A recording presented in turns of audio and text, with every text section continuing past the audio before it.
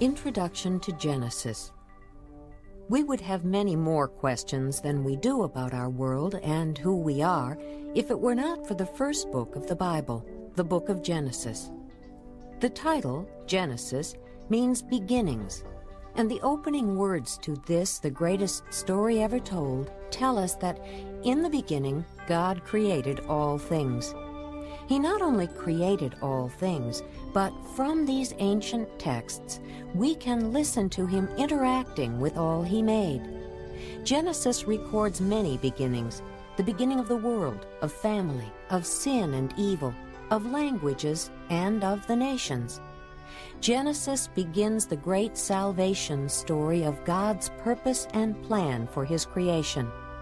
Notice how God chooses one man named Abraham to become one chosen nation, Israel, that would be a light of salvation for all peoples. Moses was the human author of Genesis, but God directed his words. Notice how God intended the first several chapters to be a crucial summary of the origin of the world and its peoples. If one were to start from creation and then divide the whole Old Testament story in half chronologically, the midpoint would fall after about Genesis chapter 11. The rest of the story of Genesis tells about the lives of several major characters: Abraham, Isaac, Jacob, and Joseph. It also introduces us to the way God pursues and enters into covenants or promises with his chosen people, pledging his loyal love for them, which serves to benefit all peoples. Genesis chapter 1. In the beginning, God created the heavens and the earth. Now the earth was formless and empty. Darkness was over the surface of the deep, and the Spirit of God was hovering over the waters. And God said, "Let there be light." And there was light. God saw that the light was good, and he separated the light from the darkness. God called the light day, and the darkness he called night. And there was evening, and there was morning, the first day. And God said, "Let there be an expanse between the waters to separate water from water." So God made the expanse and separated the water under the expanse from the water above it. And it was so. God called the expanse sky, and there was evening, and there was morning, the second day. And God said, "Let the water under the sky be gathered to one place, and let dry ground appear." And it was so. God called the dry ground land, and the gathered waters he called seas. And God saw that it was good. Then God said, "Let the land produce vegetation, seed-bearing plants, and trees on the land that bear fruit with seed in it, according to their various kinds." And it was so. The land produced vegetation, plants bearing seed according to their kinds, and trees bearing fruit with seed in it according to their kinds. And God saw that it was good. And there was evening, and there was morning, the third day.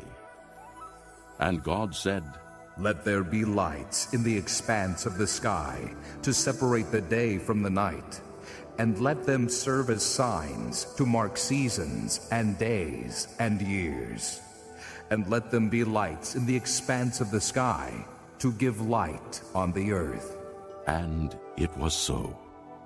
God made two great lights, the greater light to govern the day, and the lesser light to govern the night. He also made the stars. God set them in the expanse of the sky to give light on the earth, to govern the day and the night, and to separate light from darkness. And God saw that it was good. And there was evening, and there was morning, the fourth day. And God said, "Let the water teem with living creatures, and let birds fly above the earth across the expanse of the sky." So God created the great creatures of the sea, and every living and moving thing with which the water teems, according to their kinds, and every winged bird according to its kind. And God saw that it was good. God blessed them and said, Be fruitful and increase in number, and fill the water in the seas, and let the birds increase on the earth. And there was evening and there was morning, the fifth day. And God said, Let the land produce living creatures according to their kinds, livestock, creatures that move along the ground, and wild animals, each according to its kind. And it was so. God made the wild animals according to their kinds, the livestock according to their kinds, and all the creatures that move along the ground according to their kinds. And God saw that it was good. Then God said, Let us make man in our image, in our likeness, and let them rule over the fish of the sea and the birds of the air, over the livestock, over all the earth, and over all the creatures that move along the ground. So God created man in his own image. In the image of God he created him. Male and female he created them. God blessed them and said to them, Be fruitful and increase in number. Fill the earth and subdue it. Rule over the fish of the sea and the birds of the air, and over every living creature that moves on the ground. Then God said, I give you every seed-bearing plant on the face of the whole earth, and every tree that has fruit with seed in it. They will be yours for food. And to all the beasts of the earth, and all the birds of the air, and all the creatures that move on the ground, everything that has the breath of life in it, I give every green plant for food. And it was so. God saw all that he had made, and it was very good. And there was evening, and there was morning, the sixth day. Chapter 2. Thus the heavens and the earth were completed in all their vast array. By the seventh day, God had finished the work he had been doing. So on the seventh day he rested from all his work. And God blessed the seventh day and made it holy, because on it he rested from all the work of creating that he had done. This is the account of the heavens and the earth when they were created. When the Lord God made the earth and the heavens, and no shrub of the field had yet appeared on the earth, and no plant of the field had yet sprung up, for the Lord God had not sent rain on the earth, and there was no man to work the ground. But streams came up from the earth and watered the whole surface of the ground. The Lord God formed the man from the dust of the ground, and breathed into his nostrils the breath of life, and man became a living being. Now the Lord God had planted a garden in the east, in Eden, and there he put the man he had formed.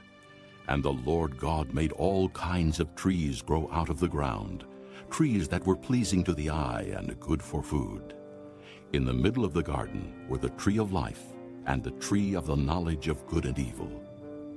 A river watering the garden flowed from Eden. From there it was separated into 4 headwaters. The name of the first is Pishon. It winds through the entire land of Havilah, where there is gold. The gold of that land is good. Aromatic resin and onyx are also there. The name of the second river is Gihon. It winds through the entire land of Cush. The name of the third river is Tigris. It runs along the east side of Ashur. And the fourth river is the Euphrates. The Lord God took the man and put him in the Garden of Eden to work it and take care of it. And the Lord God commanded the man, You are free to eat from any tree in the garden, but you must not eat from the tree of the knowledge of good and evil, for when you eat of it, you will surely die. The Lord God said, It is not good for the man to be alone. I will make a helper suitable for him. Now the Lord God had formed out of the ground all the beasts of the field and all the birds of the air. He brought them to the man to see what he would name them. And whatever the man called each living creature, that was its name. So the man gave names to all the livestock, the birds of the air, and all the beasts of the field. But for Adam, no suitable helper was found. So the Lord God caused the man to fall into a deep sleep. And while he was sleeping, he took one of the man's ribs and closed up the place with flesh. Then the Lord God made a woman from the rib he had taken out of the man, and he brought her to the man. The man said, "This is now bone of my bones, and flesh of my flesh. She shall be called woman, for she was taken out of man." For this reason, a man will leave his father and mother and be united to his wife, and they will become one flesh. The man and his wife were both naked, and they felt no shame. Chapter 3. Now the serpent was more crafty than any of the wild animals the Lord God had made. He said to the woman, "Did God really say, 'You must not eat from any tree in the garden'?" The woman said to the serpent, "We may eat fruit from the trees in the garden, but God did say, 'You must not eat fruit from the tree that is in the middle of the garden, and you must not touch it, or you will die.'" "You will not surely die," the serpent said to the woman. "for God knows that when you eat of it, your eyes will be opened, and you will be like God, knowing good and evil." When the woman saw that the fruit of the tree was good for food and pleasing to the eye, and also desirable for gaining wisdom, she took some and ate it. She also gave some to her husband who was with her, and he ate it. Then the eyes of both of them were opened, and they realized they were naked. So they sewed fig leaves together and made coverings for themselves. Then the man and his wife heard the sound of the Lord God as he was walking in the garden in the cool of the day, and they hid from the Lord God among the trees of the garden. But the Lord God called to the man, "Where are you?" He answered, "I heard you in the garden, and I was afraid because I was naked, so I hid." And he said, "Who told you that you were naked? Have you eaten from the tree that I commanded you not to eat from?" The man said, "The woman you put here with me, she gave me some fruit from the tree, and I ate it." Then the Lord God said to the woman, "What is this you have done?" The woman said, "The serpent deceived me, and I ate." So the Lord God said to the serpent, "Because you have done this, cursed are you above all the livestock and all the wild animals. You will crawl on your belly, and you will eat dust all the days of your life. And I will put enmity between you and the woman, and between your offspring and hers. He will crush your head, and you will strike his heel." To the woman he said, "I will greatly increase your pains in childbearing. With pain you will give birth to children. Your desire will be for your husband, and he will rule over you." To Adam he said, "Because you listened to your wife and ate from the tree about which I commanded you, you must not eat of it. Cursed is the ground because of you. Through painful toil you will eat of it all the days of your life. It will produce thorns and thistles for you, and you will eat the plants of the field. By the sweat of your brow you will eat your food until you return to the ground, since from it you were taken. For dust you are, and to dust you will return." Adam named his wife Eve, because she would become the mother of all the living. The Lord God made garments of skin for Adam and his wife, and clothed them. And the Lord God said, "The man has now become like one of us, knowing good and evil. He must not be allowed to reach out his hand and take also from the tree of life and eat and live forever." So the Lord God banished him from the Garden of Eden to work the ground from which he had been taken. After he drove the man out, he placed on the east side of the Garden of Eden cherubim and a flaming sword flashing back and forth to guard the way to the tree of life. Chapter 4. Adam lay with his wife Eve, and she became pregnant and gave birth to Cain. She said, "With the help of the Lord, I have brought forth a man." Later she gave birth to his brother Abel. Now Abel kept flocks, and Cain worked the soil. In the course of time, Cain brought some of the fruits of the soil as an offering to the Lord. But Abel brought fat portions from some of the firstborn of his flock. The Lord looked with favor on Abel and his offering, But on Cain and his offering he did not look with favor. So Cain was very angry, and his face was downcast. Then the Lord said to Cain, Why are you angry? Why is your face downcast? If you do what is right, will you not be accepted? But if you do not do what is right, sin is crouching at your door. It desires to have you, but you must master it. Now Cain said to his brother Abel, Let's go out to the field. And while they were in the field, Cain attacked his brother Abel and killed him. Then the Lord said to Cain, Where is your brother Abel? I don't know. He replied, Am I my brother's keeper? The Lord said, What have you done? Listen, your brother's blood cries out to me from the ground. Now you are under a curse and driven from the ground, which opened its mouth to receive your brother's blood from your hand. When you work the ground, it will no longer yield its crops for you. You will be a restless wanderer on the earth. Cain said to the Lord, My punishment is more than I can bear. Today you are driving me from the land, and I will be hidden from your presence. I will be a restless wanderer on the earth, and whoever finds me will kill me. But the Lord said to him, Not so. If anyone kills Cain, he will suffer vengeance 7 times over. Then the Lord put a mark on Cain, so that no one who found him would kill him. So Cain went out from the Lord's presence and lived in the land of Nod, east of Eden. Cain lay with his wife, and she became pregnant and gave birth to Enoch. Cain was then building a city, and he named it after his son Enoch. To Enoch was born Irad, and Irad was the father of Mehujael. And Mehujael was the father of Methushael, and Methushael was the father of Lamech. Lamech married 2 women, one named Ada and the other Zillah. Ada gave birth to Jabal. He was the father of those who live in tents and raise livestock. His brother's name was Jubal. He was the father of all who play the harp and flute. Zillah also had a son, Tubal-Cain, who forged all kinds of tools out of bronze and iron. Tubal-Cain's sister was Naamah. Lamech said to his wives, Ada and Zillah, listen to me. Wives of Lamech, hear my words. I have killed a man for wounding me, a young man for injuring me. If Cain is avenged 7 times, then Lamech 77 times. Adam lay with his wife again, and she gave birth to a son and named him Seth, saying, God has granted me another child in place of Abel, since Cain killed him. Seth also had a son, and he named him Enosh. At that time, men began to call on the name of the Lord. Chapter 5. This is the written account of Adam's line. When God created man, he made him in the likeness of God. He created them male and female, and blessed them. And when they were created, he called them man.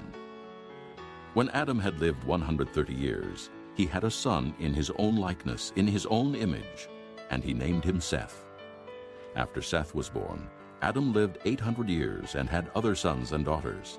Altogether, Adam lived 930 years, and then he died. When Seth had lived 105 years, he became the father of Enosh. And after he became the father of Enosh, Seth lived 807 years and had other sons and daughters. Altogether, Seth lived 912 years, and then he died. When Enosh had lived 90 years, he became the father of Kenan. And after he became the father of Kenan, Enosh lived 815 years and had other sons and daughters. Altogether, Enosh lived 905 years, and then he died. When Kenan had lived 70 years, he became the father of Mahalalel. And after he became the father of Mahalalel, Kenan lived 840 years and had other sons and daughters. Altogether, Kenan lived 910 years, and then he died. When Mahalalel had lived 65 years, he became the father of Jared. And after he became the father of Jared, Mahalalel lived 830 years and had other sons and daughters. Altogether, Mahalalel lived 895 years, and then he died. When Jared had lived 162 years, he became the father of Enoch. And after he became the father of Enoch, Jared lived 800 years and had other sons and daughters. Altogether, Jared lived 962 years, and then he died. When Enoch had lived 65 years, he became the father of Methuselah. And after he became the father of Methuselah, Enoch walked with God 300 years and had other sons and daughters. Altogether, Enoch lived 365 years. Enoch walked with God. Then he was no more, because God took him away. When Methuselah had lived 187 years, he became the father of Lamech. And after he became the father of Lamech, Methuselah lived 782 years and had other sons and daughters. Altogether, Methuselah lived 969 years, and then he died. When Lamech had lived 182 years, he had a son. He named him Noah and said, "He will comfort us in the labor and painful toil of our hands caused by the ground the Lord has cursed." After Noah was born, Lamech lived 595 years and had other sons and daughters. Altogether, Lamech lived 777 years, and then he died. After Noah was 500 years old, he became the father of Shem, Ham, and Japheth. Chapter 6. When men began to increase in number on the earth, and daughters were born to them, the sons of God saw that the daughters of men were beautiful, and they married any of them they chose. Then the Lord said, My spirit will not contend with man forever, for he is mortal. His days will be 120 years. The Nephilim were on the earth in those days, and also afterward, when the sons of God went to the daughters of men and had children by them. They were the heroes of old, men of renown. The Lord saw how great man's wickedness on the earth had become, and that every inclination of the thoughts of his heart was only evil all the time. The Lord was grieved that he had made man on the earth, and his heart was filled with pain.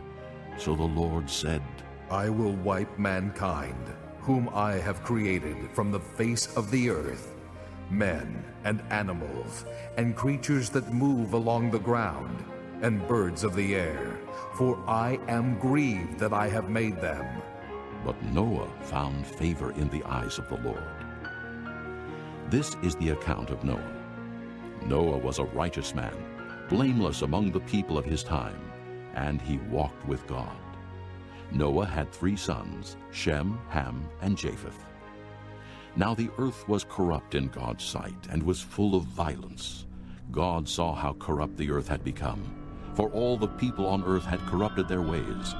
So God said to Noah, I am going to put an end to all people, for the earth is filled with violence because of them. I am surely going to destroy both them and the earth. So make yourself an ark of cypress wood. Make rooms in it, and coat it with pitch inside and out. This is how you are to build it. The ark is to be 450 feet long, 75 feet wide, and 45 feet high. Make a roof for it, and finish the ark to within 18 inches of the top. Put a door in the side of the ark, and make lower, middle, and upper decks. I am going to bring floodwaters on the earth to destroy all life under the heavens, every creature that has the breath of life in it. Everything on earth will perish. But I will establish my covenant with you, and you will enter the ark, you and your sons, and your wife, and your sons' wives with you.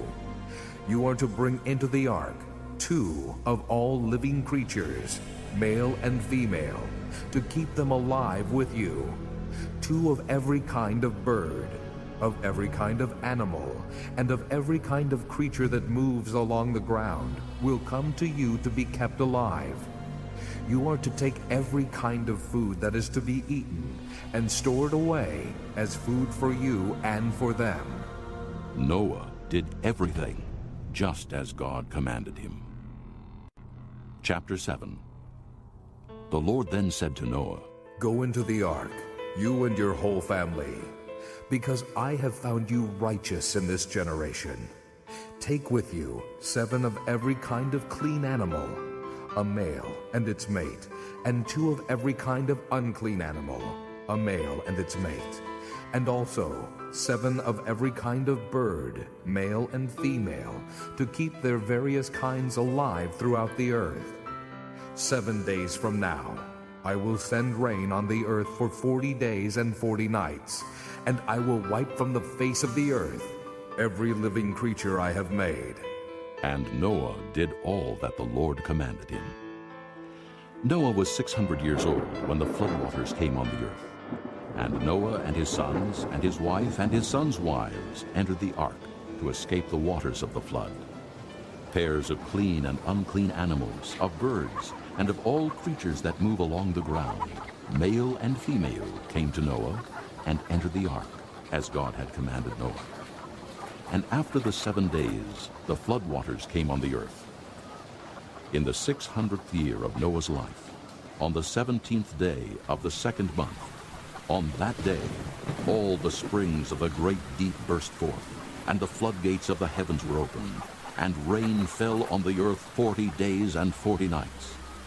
On that very day, Noah and his sons, Shem, Ham, and Japheth, together with his wife and the wives of his 3 sons, entered the ark.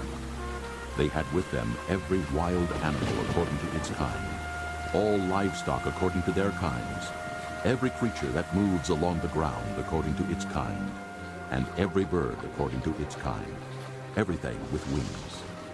Pairs of all creatures that have the breath of life in them came to Noah and entered the ark. The animals going in were male and female of every living thing, as God had commanded Noah. Then the Lord shut him in. For 40 days the flood kept coming on the earth, and as the waters increased, they lifted the ark high above the earth. The waters rose and increased greatly on the earth, and the ark floated on the surface of the water. They rose greatly on the earth, and all the high mountains under the entire heavens were covered. The waters rose and covered the mountains to a depth of more than 20 feet. Every living thing that moved on the earth perished. Birds, livestock, wild animals, all the creatures that swarm over the earth, and all mankind. Everything on dry land that had the breath of life in its nostrils died. Every living thing on the face of the earth was wiped out, men and animals, and the creatures that move along the ground, and the birds of the air were wiped from the earth. Only Noah was left, and those with him in the ark. The waters flooded the earth for 150 days. Chapter 8. But God remembered Noah and all the wild animals and the livestock that were with him in the ark. And he sent a wind over the earth, and the waters receded. Now the springs of the deep and the floodgates of the heavens had been closed, and the rain had stopped falling from the sky. The water receded steadily from the earth.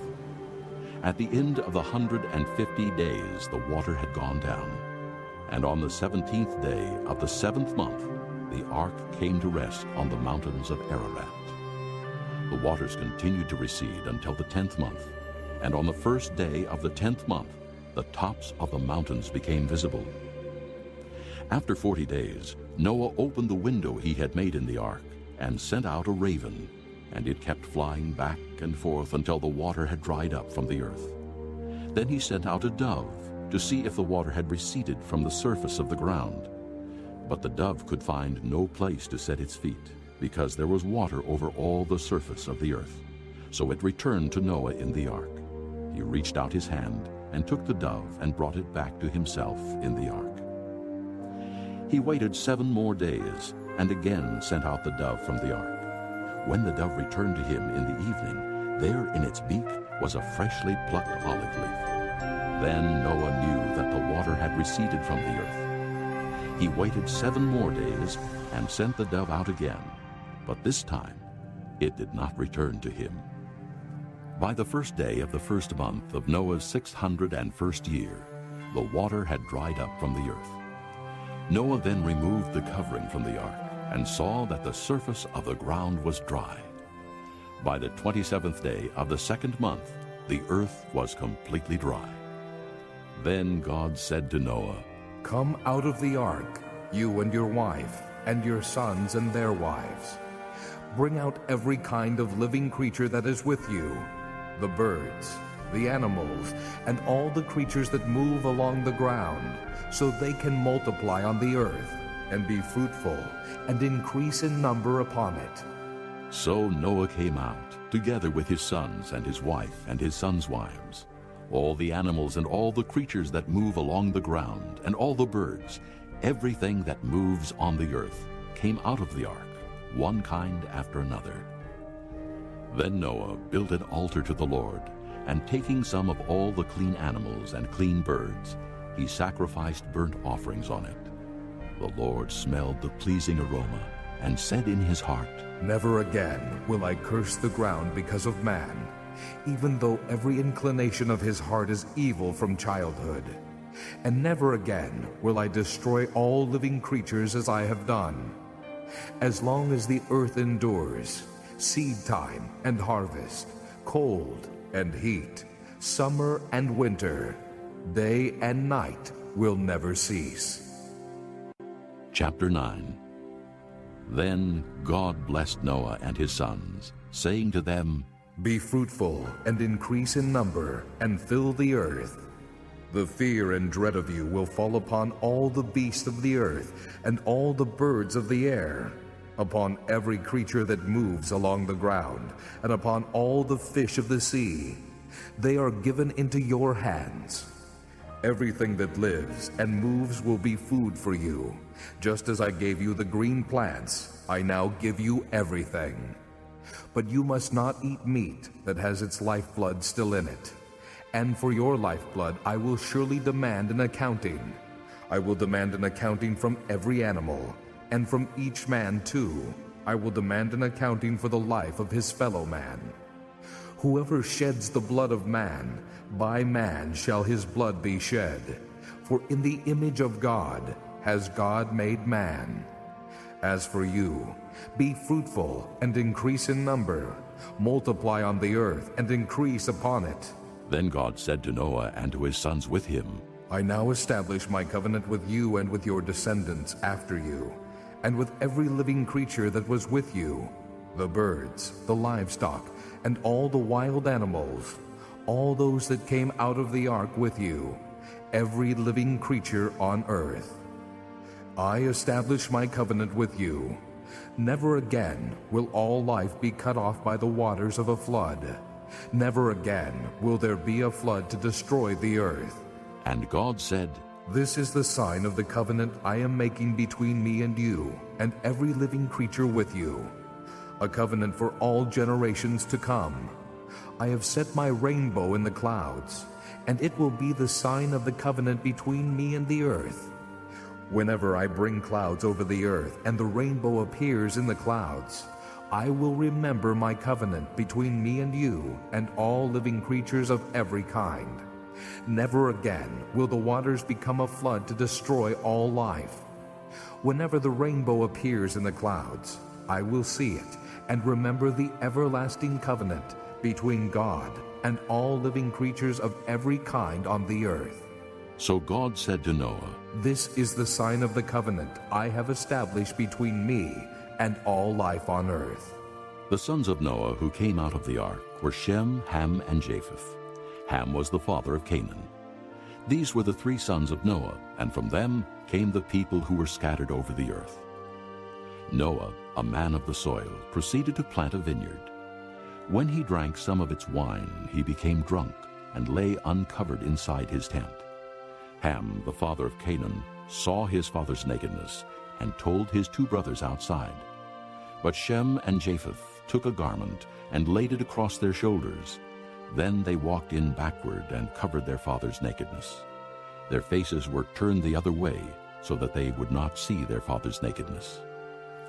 When Noah awoke from his wine and found out what his youngest son had done to him, he said, Cursed be Canaan, the lowest of slaves will he be to his brothers. He also said, Blessed be the Lord, the God of Shem. May Canaan be the slave of Shem. May God extend the territory of Japheth. May Japheth live in the tents of Shem, and may Canaan be his slave. After the flood, Noah lived 350 years. Altogether, Noah lived 950 years, and then he died. Chapter 10. This is the account of Shem, Ham, and Japheth, Noah's sons, who themselves had sons after the flood. The sons of Japheth: Gomer, Magog, Madai, Javan, Tubal, Meshach, and Tyrus. The sons of Gomer: Ashkenaz, Riphath, and Togarmah. The sons of Javan: Elisha, Tarshish, the Kittim, and the Rodanim. From these the maritime peoples spread out into their territories by their clans within their nations, each with its own language. The sons of Ham: Cush, Mizraim, Put, and Canaan.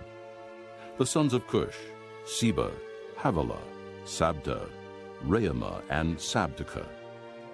The sons of Reumah: Sheba and Dedan. Cush was the father of Nimrod, who grew to be a mighty warrior on the earth. He was a mighty hunter before the Lord.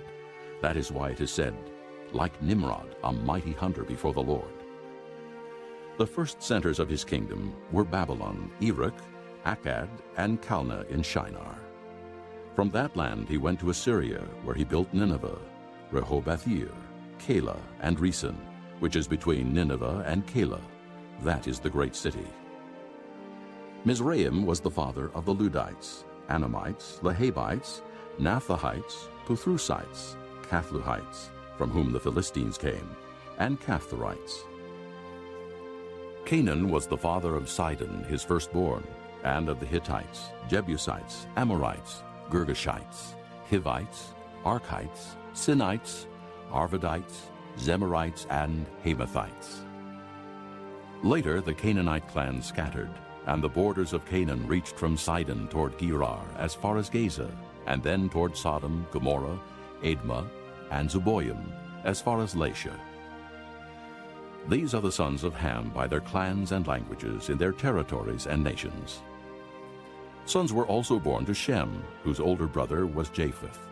Shem was the ancestor of all the sons of Eber. The sons of Shem: Elam, Asher, Arphaxad, Lud, and Aram. The sons of Aram: Uz, Hul, Gether, and Meshach. Arphaxad was the father of Shelah, and Shelah the father of Eber. 2 sons were born to Eber. One was named Peleg, because in his time the earth was divided. His brother was named Joktan. Joktan was the father of Almodad, Sheleph, Hazar-Maveth, Jireh, Hadoram, Uzal, Diklah, Obal, Abimael, Sheba, Ophir, Havilah, and Jobab. All these were sons of Joktan. The region where they lived stretched from Mesha toward Sephir in the eastern hill country. These are the sons of Shem by their clans and languages in their territories and nations. These are the clans of Noah's sons, according to their lines of descent within their nations. From these, the nations spread out over all the earth after the flood. Chapter 11. Now the whole world had one language and a common speech. As men moved eastward, they found a plain in Shinar and settled there. They said to each other, "Come, let's make bricks and bake them thoroughly." They used brick instead of stone, and tar for mortar. Then they said, "Come, let us build ourselves a city, with a tower that reaches to the heavens, so that we may make a name for ourselves, and not be scattered over the face of the whole earth." But the Lord came down to see the city and the tower that the men were building. The Lord said, "If as one people speaking the same language they have begun to do this, then nothing they plan to do will be impossible for them. Come, let us go down and confuse their language, so they will not understand each other." So the Lord scattered them from there over all the earth, and they stopped building the city. That is why it was called Babel, because there the Lord confused the language of the whole world. From there the Lord scattered them over the face of the whole earth. This is the account of Shem. 2 years after the flood, when Shem was 100 years old, he became the father of Arphaxad. And after he became the father of Arphaxad, Shem lived 500 years and had other sons and daughters. When Arphaxad had lived 35 years, he became the father of Shelah. And after he became the father of Shelah, Arphaxad lived 403 years and had other sons and daughters. When Shelah had lived 30 years, he became the father of Eber. And after he became the father of Eber, Shelah lived 403 years and had other sons and daughters. When Eber had lived 34 years, he became the father of Peleg. And after he became the father of Peleg, Eber lived 430 years and had other sons and daughters. When Peleg had lived 30 years, he became the father of Reu. And after he became the father of Reu, Peleg lived 209 years and had other sons and daughters. When Reu had lived 32 years, he became the father of Serug. And after he became the father of Serug, Reu lived 207 years and had other sons and daughters. When Serug had lived 30 years, he became the father of Nahor. And after he became the father of Nahor, Serug lived 200 years and had other sons and daughters. When Nahor had lived 29 years, he became the father of Terah. And after he became the father of Terah, Nahor lived 119 years and had other sons and daughters. After Terah had lived 70 years, he became the father of Abram, Nahor, and Haran. This is the account of Terah. Terah became the father of Abram, Nahor, and Haran. And Haran became the father of Lot. While his father Terah was still alive, Haran died in Ur of the Chaldeans in the land of his birth. Abram and Nahor both married. The name of Abram's wife was Sarai, and the name of Nahor's wife was Milcah. She was the daughter of Haran, the father of both Milcah and Iscah. Now Sarai was barren, she had no children. Terah took his son Abram, his grandson Lot, son of Haran, and his daughter-in-law Sarai, the wife of his son Abram, and together they set out from Ur of the Chaldeans to go to Canaan. But when they came to Haran, they settled there. Terah lived 205 years, and he died in Haran. Chapter 12. The Lord had said to Abram, Leave your country, your people, and your father's household, and go to the land I will show you. I will make you into a great nation, and I will bless you. I will make your name great, and you will be a blessing. I will bless those who bless you, and whoever curses you, I will curse, and all peoples on earth will be blessed through you. So Abram left, as the Lord had told him, and Lot went with him. Abram was 75 years old when he set out from Haran. He took his wife Sarai, his nephew Lot, all the possessions they had accumulated, and the people they had acquired in Haran, and they set out for the land of Canaan, and they arrived there. Abram traveled through the land as far as the site of the great tree of Moreh at Shechem. At that time the Canaanites were in the land. The Lord appeared to Abram and said, To your offspring I will give this land. So he built an altar there to the Lord who had appeared to him. From there he went on toward the hills east of Bethel and pitched his tent, with Bethel on the west and Ai on the east. There he built an altar to the Lord and called on the name of the Lord. Then Abram set out and continued toward the Negev. Now there was a famine in the land, and Abram went down to Egypt to live there for a while because the famine was severe. As he was about to enter Egypt, he said to his wife Sarai, I know what a beautiful woman you are. When the Egyptians see you, they will say, This is his wife. Then they will kill me, but will let you live. Say you are my sister, so that I will be treated well for your sake, and my life will be spared because of you. When Abram came to Egypt, the Egyptians saw that she was a very beautiful woman. And when Pharaoh's officials saw her, they praised her to Pharaoh, and she was taken into his palace. He treated Abram well for her sake, and Abram acquired sheep and cattle, male and female donkeys, men servants and maidservants, and camels. But the Lord inflicted serious diseases on Pharaoh and his household because of Abram's wife Sarai. So Pharaoh summoned Abram. What have you done to me? He said, Why didn't you tell me she was your wife? Why did you say she is my sister, so that I took her to be my wife? Now then, here is your wife. Take her and go. Then Pharaoh gave orders about Abram to his men. and they sent him on his way with his wife and everything he had. Chapter 13. So Abram went up from Egypt to the Negev with his wife and everything he had, and Lot went with him. Abram had become very wealthy in livestock and in silver and gold. From the Negev he went from place to place until he came to Bethel, to the place between Bethel and Ai, where his tent had been earlier, and where he had first built an altar. There Abram called on the name of the Lord. Now Lot, who was moving about with Abram, also had flocks and herds and tents. But the land could not support them while they stayed together, for their possessions were so great that they were not able to stay together. And quarreling arose between Abram's herdsmen and the herdsmen of Lot. The Canaanites and Perizzites were also living in the land at that time. So Abram said to Lot, Let's not have any quarreling between you and me, or between your herdsmen and mine, for we are brothers. Is not the whole land before you? Let's part company. If you go to the left, I'll go to the right. If you go to the right, I'll go to the left. Lot looked up and saw that the whole plain of the Jordan was well watered, like the garden of the Lord, like the land of Egypt toward Zoar. This was before the Lord destroyed Sodom and Gomorrah. So Lot chose for himself the whole plain of the Jordan and set out toward the east.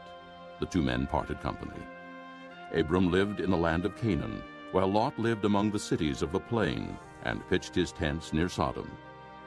Now the men of Sodom were wicked, and were sinning greatly against the Lord.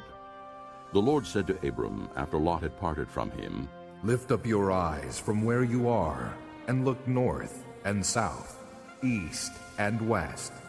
All the land that you see, I will give to you and your offspring forever.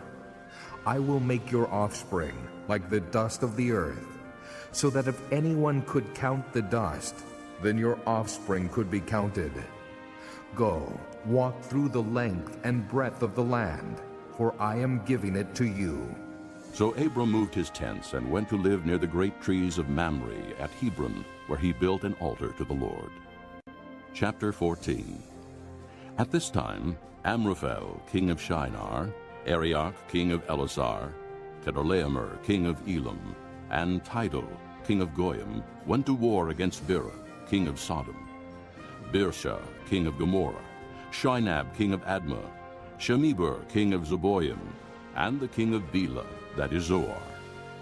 All these latter kings joined forces in the valley of Siddim, the Salt Sea. For 12 years they had been subject to Chedorlaomer, but in the 13th year they rebelled. In the 14th year, Chedorlaomer and the kings allied with him went out and defeated the Rephaites in Ashtaroth-Karnaim, the Zuzites in Ham, the Emites in Sheba-Kiriathaim, and the Horites in the hill country of Seir, as far as El-Perun near the desert. Then they turned back and went to En-Mishpat, that is Kadesh, and they conquered the whole territory of the Amalekites, as well as the Amorites, who were living in Hazazon-Tamar. Then the king of Sodom, the king of Gomorrah, the king of Admah, the king of Zeboim, and the king of Bela, that is Zoar, marched out and drew up their battle lines in the valley of Siddim against Chedorlaomer, king of Elam, Tidal, king of Goyim, Amraphel, king of Shinar, and Arioch, king of Elasar, 4 kings against 5. Now the valley of Siddim was full of tar pits, and when the kings of Sodom and Gomorrah fled, some of the men fell into them, and the rest fled to the hills. The 4 kings seized all the goods of Sodom and Gomorrah and all their food. Then they went away. They also carried off Abram's nephew Lot and his possessions, since he was living in Sodom. One who had escaped came and reported this to Abram the Hebrew. Now Abram was living near the great trees of Mamre the Amorite, a brother of Eshcol and Aner, all of whom were allied with Abram. When Abram heard that his relative had been taken captive, he called out the 318 trained men born in his household, and went in pursuit as far as Dan. During the night, Abram divided his men to attack them, and he routed them, pursuing them as far as Hobah, north of Damascus. He recovered all the goods and brought back his relative Lot and his possessions, together with the women and the other people. After Abram returned from defeating Chedorlaomer and the kings allied with him, the king of Sodom came out to meet him in the valley of Sheva, that is, the King's Valley. Then Melchizedek, king of Salem, brought out bread and wine. He was priest of God Most High, and he blessed Abram, saying, Blessed be Abram by God Most High, creator of heaven and earth. And blessed be God Most High, who delivered your enemies into your hand. Then Abram gave him 1/10 of everything. The king of Sodom said to Abram, Give me the people, and keep the goods for yourself. But Abram said to the king of Sodom, I have raised my hand to the Lord, God Most High, creator of heaven and earth, and have taken an oath that I will accept nothing belonging to you, not even a thread or the thong of a sandal, so that you will never be able to say, I made Abram rich. I will accept nothing but what my men have eaten, and the share that belongs to the men who went with me, to Aner, Eshcol, and Mamre. Let them have their share. Chapter 15. After this, the word of the Lord came to Abram in a vision. Do not be afraid, Abram. I am your shield, your very great reward. But Abram said, O sovereign Lord, what can you give me since I remain childless, and the one who will inherit my estate is Eliezer of Damascus? And Abram said, You have given me no children, so a servant in my household will be my heir. Then the word of the Lord came to him. This man will not be your heir, but a son coming from your own body will be your heir. He took him outside and said, Look up at the heavens and count the stars, if indeed you can count them. Then he said to him, So shall your offspring be. Abram believed the Lord, and he credited it to him as righteousness. He also said to him, I am the Lord, who brought you out of Ur of the Chaldeans, to give you this land to take possession of it. But Abram said, O sovereign Lord, how can I know that I will gain possession of it? So the Lord said to him, Bring me a heifer, a goat, and a ram, each 3 years old, along with a dove and a young pigeon. Abram brought all these to him, cut them in two, and arranged the halves opposite each other. The birds, however, he did not cut in half. Then birds of prey came down on the carcasses, but Abram drove them away. As the sun was setting, Abram fell into a deep sleep, and a thick and dreadful darkness came over him. Then the Lord said to him, Know for certain that your descendants will be strangers in a country not their own, and they will be enslaved and mistreated 400 years.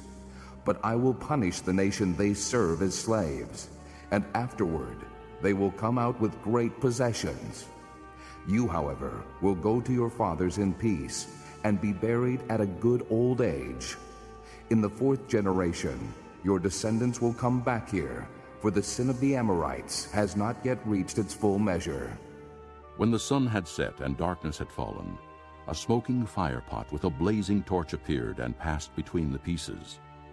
On that day, the Lord made a covenant with Abram and said, To your descendants I give this land from the river of Egypt to the great river the Euphrates, the land of the Kenites, Kenizzites, Cadmonites, Hittites, Perizzites, Rephaites, Amorites, Canaanites, Girgashites, and Jebusites. Chapter 16. Now Sarai, Abram's wife, had borne him no children, but she had an Egyptian maidservant named Hagar. So she said to Abram, The Lord has kept me from having children. Go, sleep with my maidservant. Perhaps I can build a family through her. Abram agreed to what Sarai said. So after Abram had been living in Canaan 10 years, Sarai his wife took her Egyptian maidservant Hagar and gave her to her husband to be his wife. He slept with Hagar, and she conceived. When she knew she was pregnant, she began to despise her mistress. Then Sarai said to Abram, You are responsible for the wrong I am suffering. I put my servant in your arms, and now that she knows she is pregnant, she despises me. May the Lord judge between you and me. Your servant is in your hands. Abram said, Do with her whatever you think best. Then Sarai mistreated Hagar, so she fled from her. The angel of the Lord found Hagar near a spring in the desert. It was the spring that is beside the road to Shur. And he said, Hagar, servant of Sarai, where have you come from, and where are you going? I'm running away from my mistress Sarai. She answered. Then the angel of the Lord told her, Go back to your mistress and submit to her. The angel added, I will so increase your descendants that they will be too numerous to count. The angel of the Lord also said to her, You are now with child, and you will have a son. You shall name him Ishmael, for the Lord has heard of your misery. He will be a wild donkey of a man. His hand will be against everyone, and everyone's hand against him, and he will live in hostility toward all his brothers. She gave this name to the Lord who spoke to her. You are the God who sees me. For she said, I have now seen the one who sees me. That is why the well was called Beer Lahairoi. It is still there between Kadesh and Bered. So Hagar bore Abram a son, and Abram gave the name Ishmael to the son she had borne. Abram was 86 years old when Hagar bore him Ishmael. Chapter 17. When Abram was 99 years old, the Lord appeared to him and said, I am God Almighty. Walk before me and be blameless. I will confirm my covenant between me and you, and will greatly increase your numbers. Abram fell face down, and God said to him, As for me, this is my covenant with you. You will be the father of many nations. No longer will you be called Abram. Your name will be Abraham, for I have made you a father of many nations. I will make you very fruitful. I will make nations of you, and kings will come from you. I will establish my covenant as an everlasting covenant between me and you and your descendants after you for generations to come, to be your God and the God of your descendants after you. The whole land of Canaan, where you are now an alien, I will give as an everlasting possession to you and your descendants after you, and I will be their God.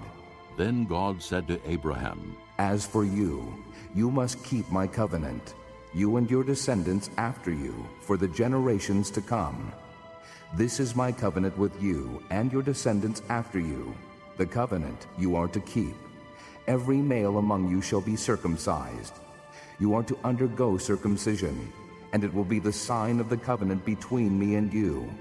For the generations to come, every male among you who is 8 days old must be circumcised, including those born in your household, or bought with money from a foreigner, those who are not your offspring. Whether born in your household or bought with your money, they must be circumcised. My covenant in your flesh is to be an everlasting covenant. Any uncircumcised male who has not been circumcised in the flesh will be cut off from his people. He has broken my covenant. God also said to Abraham, As for Sarai, your wife, you are no longer to call her Sarai. Her name will be Sarah. I will bless her, and will surely give you a son by her. I will bless her so that she will be the mother of nations. Kings of peoples will come from her. Abraham fell face down. He laughed and said to himself, Will a son be born to a man 100 years old? Will Sarah bear a child at the age of 90? And Abraham said to God, If only Ishmael might live under your blessing. Then God said, Yes, but your wife Sarah will bear you a son, and you will call him Isaac. I will establish my covenant with him as an everlasting covenant for his descendants after him. And as for Ishmael, I have heard you. I will surely bless him. I will make him fruitful and will greatly increase his numbers.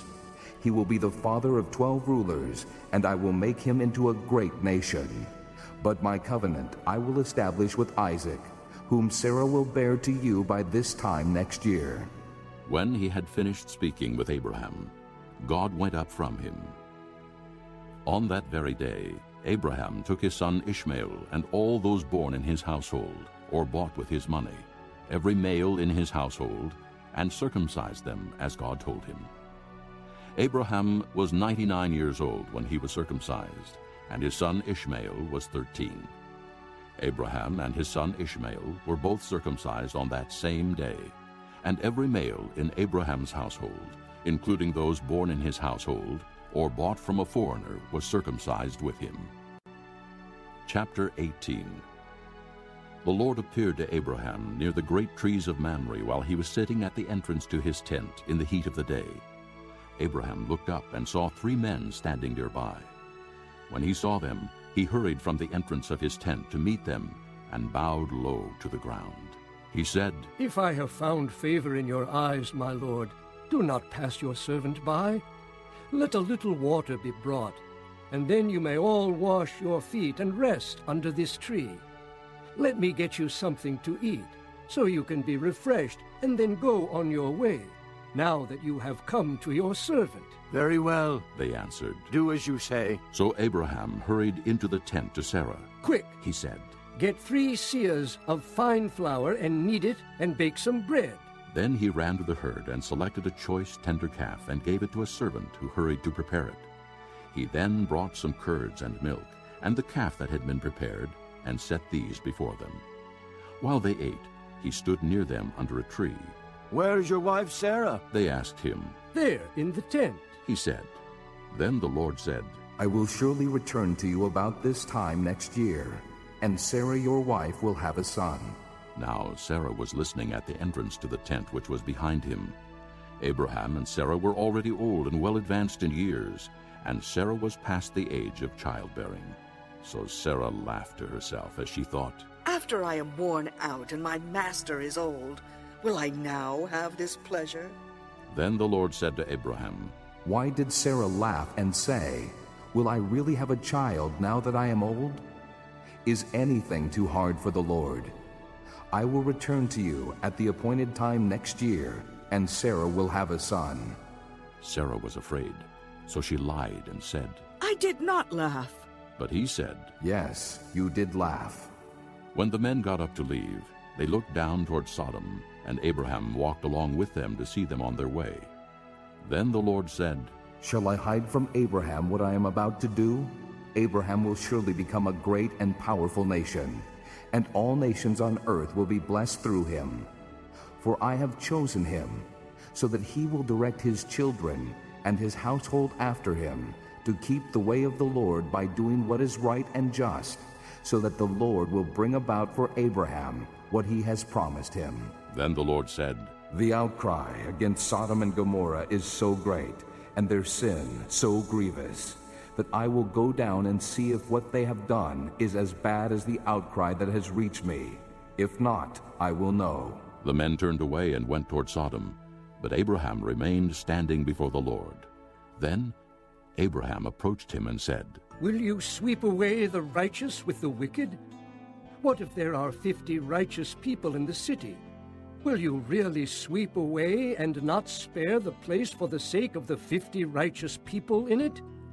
Far be it from you to do such a thing, to kill the righteous with the wicked, treating the righteous and the wicked alike.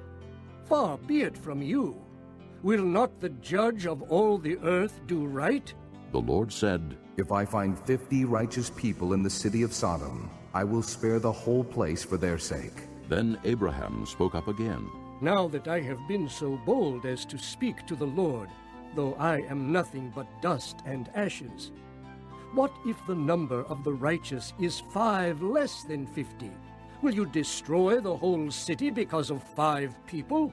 "If I find 45 there," he said, "I will not destroy it." Once again he spoke to him.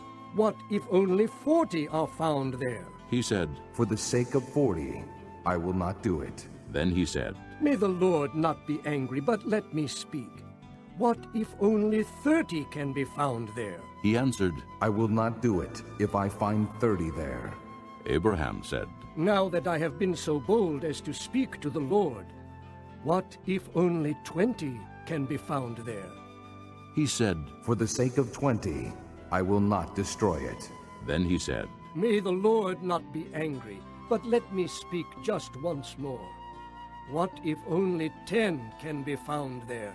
He answered, "For the sake of 10, I will not destroy it." When the Lord had finished speaking with Abraham, he left, and Abraham returned home. Chapter 19. The 2 angels arrived at Sodom in the evening, and Lot was sitting in the gateway of the city. When he saw them, he got up to meet them and bowed down with his face to the ground. "My lords," he said, "please, turn aside to your servant's house. You can wash your feet and spend the night, and then go on your way early in the morning." "No," they answered. "We will spend the night in the square." But he insisted so strongly that they did go with him and entered his house. He prepared a meal for them, baking bread without yeast, and they ate. Before they had gone to bed, all the men from every part of the city of Sodom, both young and old, surrounded the house. They called to Lot. "Where are the men who came to you tonight? Bring them out to us so that we can have sex with them." Lot went outside to meet them and shut the door behind him and said, "No, my friends, don't do this wicked thing. Look, I have 2 daughters who have never slept with a man. Let me bring them out to you, and you can do what you like with them. But don't do anything to these men, for they have come under the protection of my roof." "Get out of our way," they replied, and they said, "This fellow came here as an alien, and now he wants to play the judge. We'll treat you worse than them." They kept bringing pressure on Lot and moved forward to break down the door. But the men inside reached out and pulled Lot back into the house and shut the door. Then they struck the men who were at the door of the house, young and old, with blindness, so that they could not find the door. The 2 men said to Lot, "Do you have anyone else here? Sons-in-law, sons or daughters, or anyone else in this city who belongs to you? Get them out of here, because we are going to destroy this place. The outcry to the Lord against its people is so great that he has sent us to destroy it." So Lot went out and spoke to his sons-in-law, who were pledged to marry his daughters. He said, "Hurry and get out of this place, because the Lord is about to destroy the city." But his sons-in-law thought he was joking. With the coming of dawn, the angels urged Lot, saying, "Hurry, take your wife and your 2 daughters who are here, or you will be swept away when the city is punished." When he hesitated, the men grasped his hand and the hands of his wife and of his 2 daughters, and led them safely out of the city, for the Lord was merciful to them. As soon as they had brought them out, one of them said, "Flee for your lives. Don't look back, and don't stop anywhere in the plain. Flee to the mountains, or you will be swept away." But Lot said to them, "No, my lords, please. Your servant has found favor in your eyes, and you have shown great kindness to me in sparing my life. But I can't flee to the mountains. This disaster will overtake me, and I'll die. Look, here is a town near enough to run to, and it is small. Let me flee to it. It is very small, isn't it? Then my life will be spared." He said to him, "Very well. I will grant this request too. I will not overthrow the town you speak of, but flee there quickly, because I cannot do anything until you reach it." That is why the town was called Zoar. By the time Lot reached Zoar, the sun had risen over the land. Then the Lord rained down burning sulfur on Sodom and Gomorrah, from the Lord out of the heavens. Thus he overthrew those cities and the entire plain, including all those living in the cities, and also the vegetation in the land. But Lot's wife looked back, and she became a pillar of salt. Early the next morning, Abraham got up and returned to the place where he had stood before the Lord. He looked down toward Sodom and Gomorrah, toward all the land of the plain, and he saw dense smoke rising from the land, like smoke from a furnace. So when God destroyed the cities of the plain, he remembered Abraham, and he brought Lot out of the catastrophe that overthrew the cities where Lot had lived. Lot and his 2 daughters left Zoar and settled in the mountains, for he was afraid to stay in Zoar. He and his 2 daughters lived in a cave. One day the older daughter said to the younger, "Our father is old, and there is no man around here to lie with us, as is the custom all over the earth. Let's get our father to drink wine, and then lie with him, and preserve our family line through our father." That night they got their father to drink wine, and the older daughter went in and lay with him. He was not aware of it when she lay down or when she got up. The next day the older daughter said to the younger, "Last night I lay with my father. Let's get him to drink wine again tonight, and you go in and lie with him, so we can preserve our family line through our father." So they got their father to drink wine that night also, and the younger daughter went and lay with him. Again, he was not aware of it when she lay down or when she got up. So both of Lot's daughters became pregnant by their father. The older daughter had a son, and she named him Moab. He is the father of the Moabites of today. The younger daughter also had a son, and she named him Ben-Ammi. He is the father of the Ammonites of today. This concludes Disc 1. Chapter 20. Now Abraham moved on from there into the region of the Negev and lived between Kadesh and Shur. For a while he stayed in Gerar, and there Abraham said to his wife Sarah, "She is my sister." Then Abimelech, king of Gerar, sent for Sarah and took her. But God came to Abimelech in a dream one night and said to him, "You are as good as dead because of the woman you have taken. She is a married woman." Now Abimelech had not gone near her, so he said, "Lord, will you destroy an innocent nation? Did he not say to me, 'She is my sister'? And didn't she also say, 'He is my brother'? I have done this with a clear conscience and clean hands." Then God said to him in the dream, "Yes, I know you did this with a clear conscience, and so I have kept you from sinning against me. That is why I did not let you touch her. Now, return the man's wife, for he is a prophet, and he will pray for you, and you will live. But if you do not return her, you may be sure that you and all yours will die." Early the next morning, Abimelech summoned all his officials, and when he told them all that had happened, they were very much afraid. Then Abimelech called Abraham in and said, "What have you done to us? How have I wronged you that you have brought such great guilt upon me and my kingdom? You have done things to me that should not be done." And Abimelech asked Abraham, "What was your reason for doing this?" Abraham replied, "I said to myself, 'There is surely no fear of God in this place, and they will kill me because of my wife.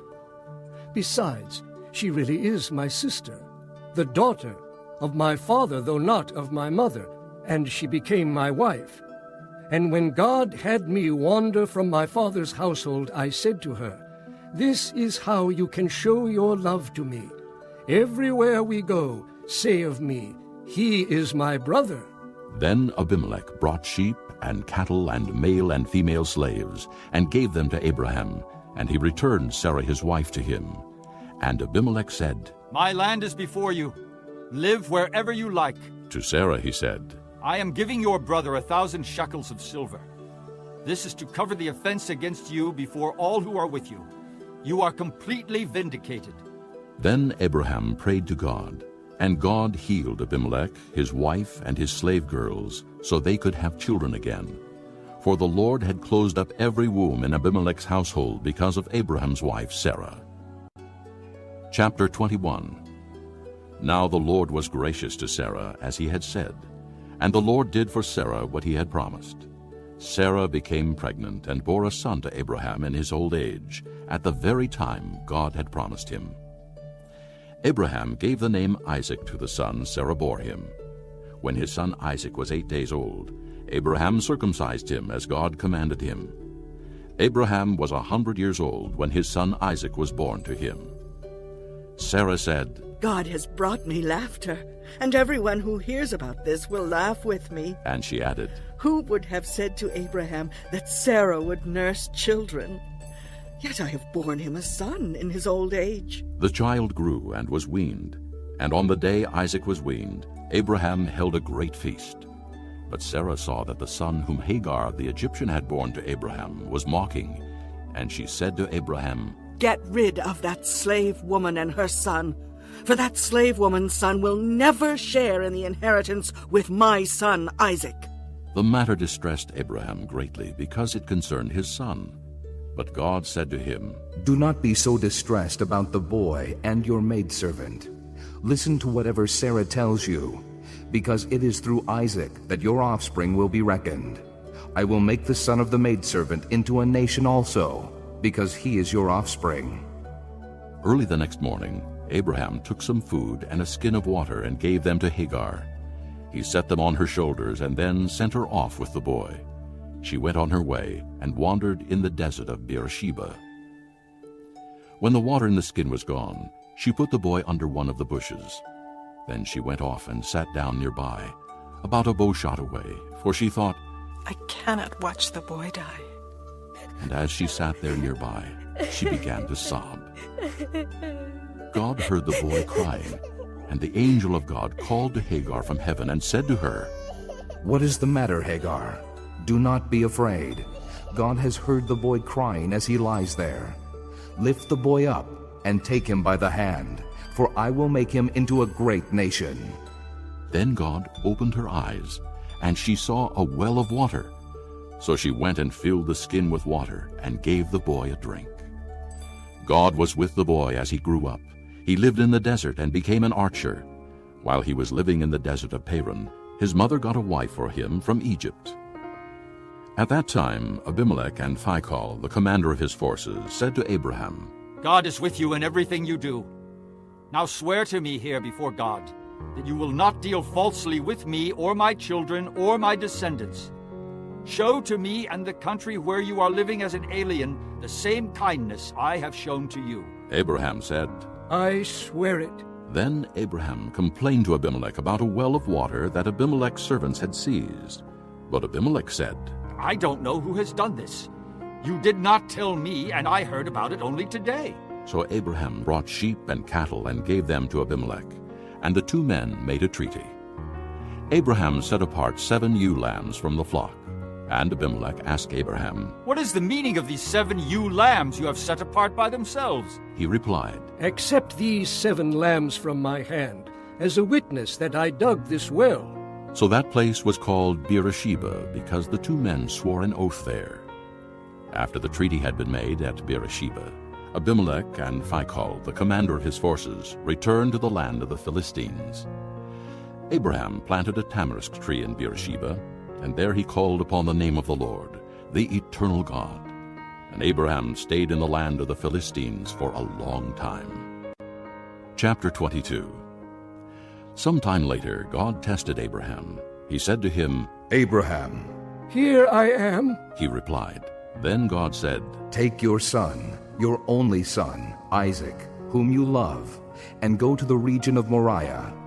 Sacrifice him there as a burnt offering on one of the mountains I will tell you about." Early the next morning, Abraham got up and saddled his donkey. He took with him 2 of his servants and his son Isaac. When he had cut enough wood for the burnt offering, he set out for the place God had told him about. On the 3rd day, Abraham looked up and saw the place in the distance. He said to his servants, "Stay here with the donkey while I and the boy go over there. We will worship, and then we will come back to you." Abraham took the wood for the burnt offering and placed it on his son Isaac, and he himself carried the fire and the knife. As the 2 of them went on together, Isaac spoke up and said to his father Abraham, "Father?" "Yes, my son?" Abraham replied. "The fire and wood are here, Isaac said. but where is the lamb for the burnt offering?" Abraham answered, "God himself will provide the lamb for the burnt offering, my son." And the 2 of them went on together. When they reached the place God had told him about, Abraham built an altar there and arranged the wood on it. He bound his son Isaac and laid him on the altar, on top of the wood. Then he reached out his hand and took the knife to slay his son. But the angel of the Lord called out to him from heaven, "Abraham, Abraham." "Here I am," he replied. "Do not lay a hand on the boy," he said. "Do not do anything to him. Now I know that you fear God, because you have not withheld from me your son, your only son." Abraham looked up, and there in a thicket he saw a ram caught by its horns. He went over and took the ram and sacrificed it as a burnt offering instead of his son. So Abraham called that place, "The Lord will provide." And to this day it is said, "On the mountain of the Lord it will be provided."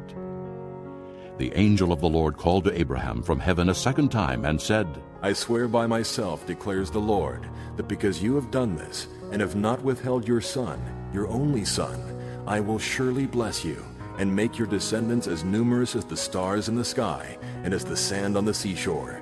Your descendants will take possession of the cities of their enemies, and through your offspring all nations on earth will be blessed, because you have obeyed me."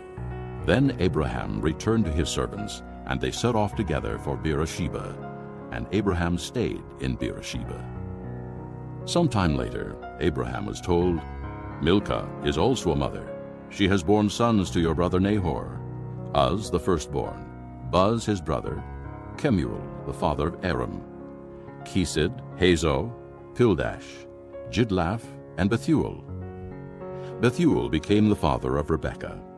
Milcah bore these 8 sons to Abraham's brother Nahor. His concubine, whose name was Reumah, also had sons, Tebah, Gaham, Tahash, and Maacah. Chapter 23. Sarah lived to be 127 years old. She died at Kiriath-arba, that is Hebron, in the land of Canaan. And Abraham went to mourn for Sarah and to weep over her. Then Abraham rose from beside his dead wife and spoke to the Hittites. He said, I am an alien and a stranger among you. Sell me some property for a burial site here, so I can bury my dead. The Hittites replied to Abraham, Sir, listen to us. You are a mighty prince among us. Bury your dead in the choicest of our tombs. None of us will refuse you his tomb for burying your dead. Then Abraham rose and bowed down before the people of the land, the Hittites. He said to them, If you are willing to let me bury my dead, then listen to me and intercede with Ephron, son of Zohar, on my behalf. So he will sell me the cave of Machpelah, which belongs to him and is at the end of his field. Ask him to sell it to me for the full price as a burial site among you. Ephron the Hittite was sitting among his people, and he replied to Abraham in the hearing of all the Hittites who had come to the gate of his city. No, my lord, he said, listen to me. I give you the field, and I give you the cave that is in it. I give it to you in the presence of my people. Bury your dead. Again Abraham bowed down before the people of the land, and he said to Ephron in their hearing, Listen to me, if you will. I will pay the price of the field. Accept it from me so I can bury my dead there. Ephron answered Abraham, Listen to me, my lord. The land is worth 400 shekels of silver. But what is that between me and you? Bury your dead. Abraham agreed to Ephron's terms, and weighed out for him the price he had named in the hearing of the Hittites, 400 shekels of silver, according to the weight current among the merchants. So Ephron's field in Machpelah near Mamre, both the field and the cave in it, and all the trees within the borders of the field, was deeded to Abraham as his property in the presence of all the Hittites who had come to the gate of the city. Afterward, Abraham buried his wife Sarah in the cave in the field of Machpelah near Mamre, which is at Hebron, in the land of Canaan. So the field and the cave in it were deeded to Abraham by the Hittites as a burial site. Chapter 24. Abraham was now old and well advanced in years, and the Lord had blessed him in every way. He said to the chief servant in his household, the one in charge of all that he had, Put your hand under my thigh. I want you to swear by the Lord, the God of heaven and the God of earth, that you will not get a wife for my son from the daughters of the Canaanites, among whom I am living, but will go to my country and my own relatives and get a wife for my son Isaac. The servant asked him, What if the woman is unwilling to come back with me to this land? Shall I then take your son back to the country you came from? Make sure that you do not take my son back there. Abraham said, The Lord, the God of heaven, who brought me out of my father's household and my native land, and who spoke to me and promised me on oath, saying, To your offspring I will give this land. He will send his angel before you so that you can get a wife for my son from there. If the woman is unwilling to come back with you, then you will be released from this oath of mine. Only do not take my son back there. So the servant put his hand under the thigh of his master Abraham, and swore an oath to him concerning this matter. Then the servant took 10 of his master's camels and left, taking with him all kinds of good things from his master. He set out for Aram-naharaim, and made his way to the town of Nahor. He had the camels kneel down near the well outside the town. It was toward evening, the time the women go out to draw water. Then he prayed, O Lord, God of my master Abraham, give me success today, and show kindness to my master Abraham. See, I am standing beside the spring, and the daughters of the townspeople are coming out to draw water. May it be that when I say to a girl, Please let down your jar that I may have a drink, and she says, Drink, and I'll water your camels too. Let her be the one you have chosen for your servant Isaac. By this I will know that you have shown kindness to my master. Before he had finished praying, Rebekah came out with her jar on her shoulder. She was the daughter of Bethuel, son of Milcah, who was the wife of Abraham's brother Nahor. The girl was very beautiful, a virgin. No man had ever lain with her. She went down to the spring, filled her jar, and came up again. The servant hurried to meet her and said, "Please give me a little water from your jar." "Drink, my lord," she said, and quickly lowered the jar to her hands and gave him a drink. After she had given him a drink, she said, "I'll draw water for your camels too, until they have finished drinking." So she quickly emptied her jar into the trough, ran back to the well to draw more water, and drew enough for all his camels. Without saying a word, the man watched her closely to learn whether or not the Lord had made his journey successful. When the camels had finished drinking, the man took out a gold nose ring weighing a beka and 2 gold bracelets weighing 10 shekels. Then he asked, "Whose daughter are you? Please tell me, is there room in your father's house for us to spend the night?" She answered him, "I am the daughter of Bethuel, the son that Milcah bore to Nahor." And she added, "We have plenty of straw and fodder, as well as room for you to spend the night." Then the man bowed down and worshipped the Lord, saying, "Praise be to the Lord, the God of my master Abraham, who has not abandoned his kindness and faithfulness to my master. As for me, the Lord has led me on the journey to the house of my master's relatives." The girl ran and told her mother's household about these things. Now Rebekah had a brother named Laban, and he hurried out to the man at the spring. As soon as he had seen the nose ring and the bracelets on his sister's arms, and had heard Rebekah tell what the man said to her, he went out to the man and found him standing by the camels near the spring. "Come, you who are blessed by the Lord," he said. "Why are you standing out here? I have prepared the house and a place for the camels." So the man went to the house, and the camels were unloaded. Straw and fodder were brought for the camels, and water for him and his men to wash their feet. Then food was set before him. But he said, "I will not eat until I have told you what I have to say." "Then tell us," Laban said. So he said, "I am Abraham's servant. The Lord has blessed my master abundantly, and he has become wealthy. He has given him sheep and cattle, silver and gold, men servants and maidservants, and camels and donkeys. My master's wife Sarah has borne him a son in her old age, and he has given him everything he owns.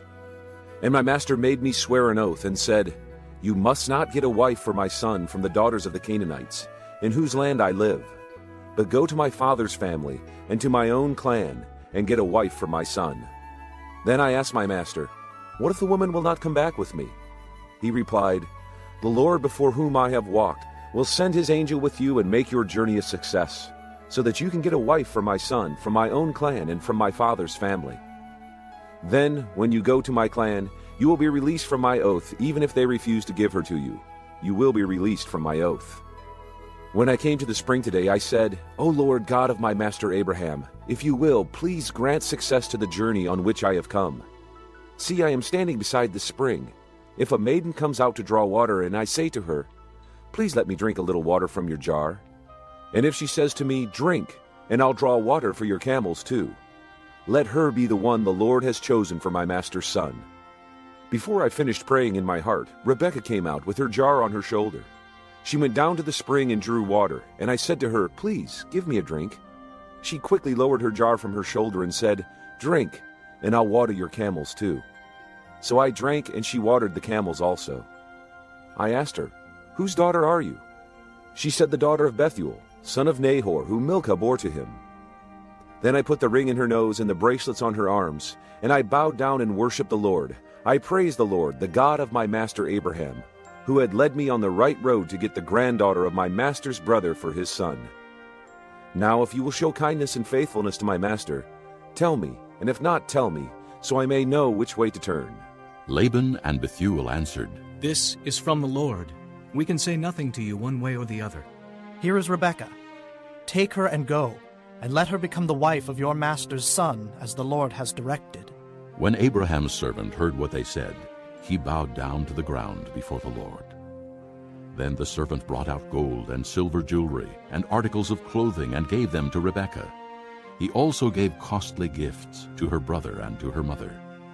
Then he and the men who were with him ate and drank and spent the night there. When they got up the next morning, he said, "Send me on my way to my master." But her brother and her mother replied, "Let the girl remain with us 10 days or so. Then you may go." But he said to them, "Do not detain me. Now that the Lord has granted success to my journey, send me on my way so I may go to my master." Then they said, "Let's call the girl and ask her about it." So they called Rebekah and asked her. "Will you go with this man?" "I will go," she said. So they sent their sister Rebekah on her way, along with her nurse and Abraham's servant and his men. And they blessed Rebekah and said to her, "Our sister, may you increase to thousands upon thousands. May your offspring possess the gates of their enemies." Then Rebekah and her maids got ready and mounted their camels and went back with the man. So the servant took Rebekah and left. Now Isaac had come from Beer-lahai-roi, for he was living in the Negev. He went out to the field one evening to meditate, and as he looked up, he saw camels approaching. Rebekah also looked up and saw Isaac. She got down from her camel and asked the servant, "Who is that man in the field coming to meet us?" "He is my master," the servant answered. So she took her veil and covered herself. Then the servant told Isaac all he had done. Isaac brought her into the tent of his mother Sarah, and he married Rebekah. So she became his wife, and he loved her, and Isaac was comforted after his mother's death. Chapter 25. Abraham took another wife, whose name was Keturah. She bore him Zimran, Jokshan, Medan, Midian, Ishbak, and Shua. Jokshan was the father of Sheba and Dedan. The descendants of Dedan were the Asherites, the Letushites, and the Leamites. The sons of Midian were Ephah, Epher, Hanok, Abidah, and Eldaah. All these were descendants of Keturah. Abraham left everything he owned to Isaac. But while he was still living, he gave gifts to the sons of his concubines and sent them away from his son Isaac to the land of the east. Altogether, Abraham lived 175 years. Then Abraham breathed his last and died at a good old age, an old man and full of years, and he was gathered to his people.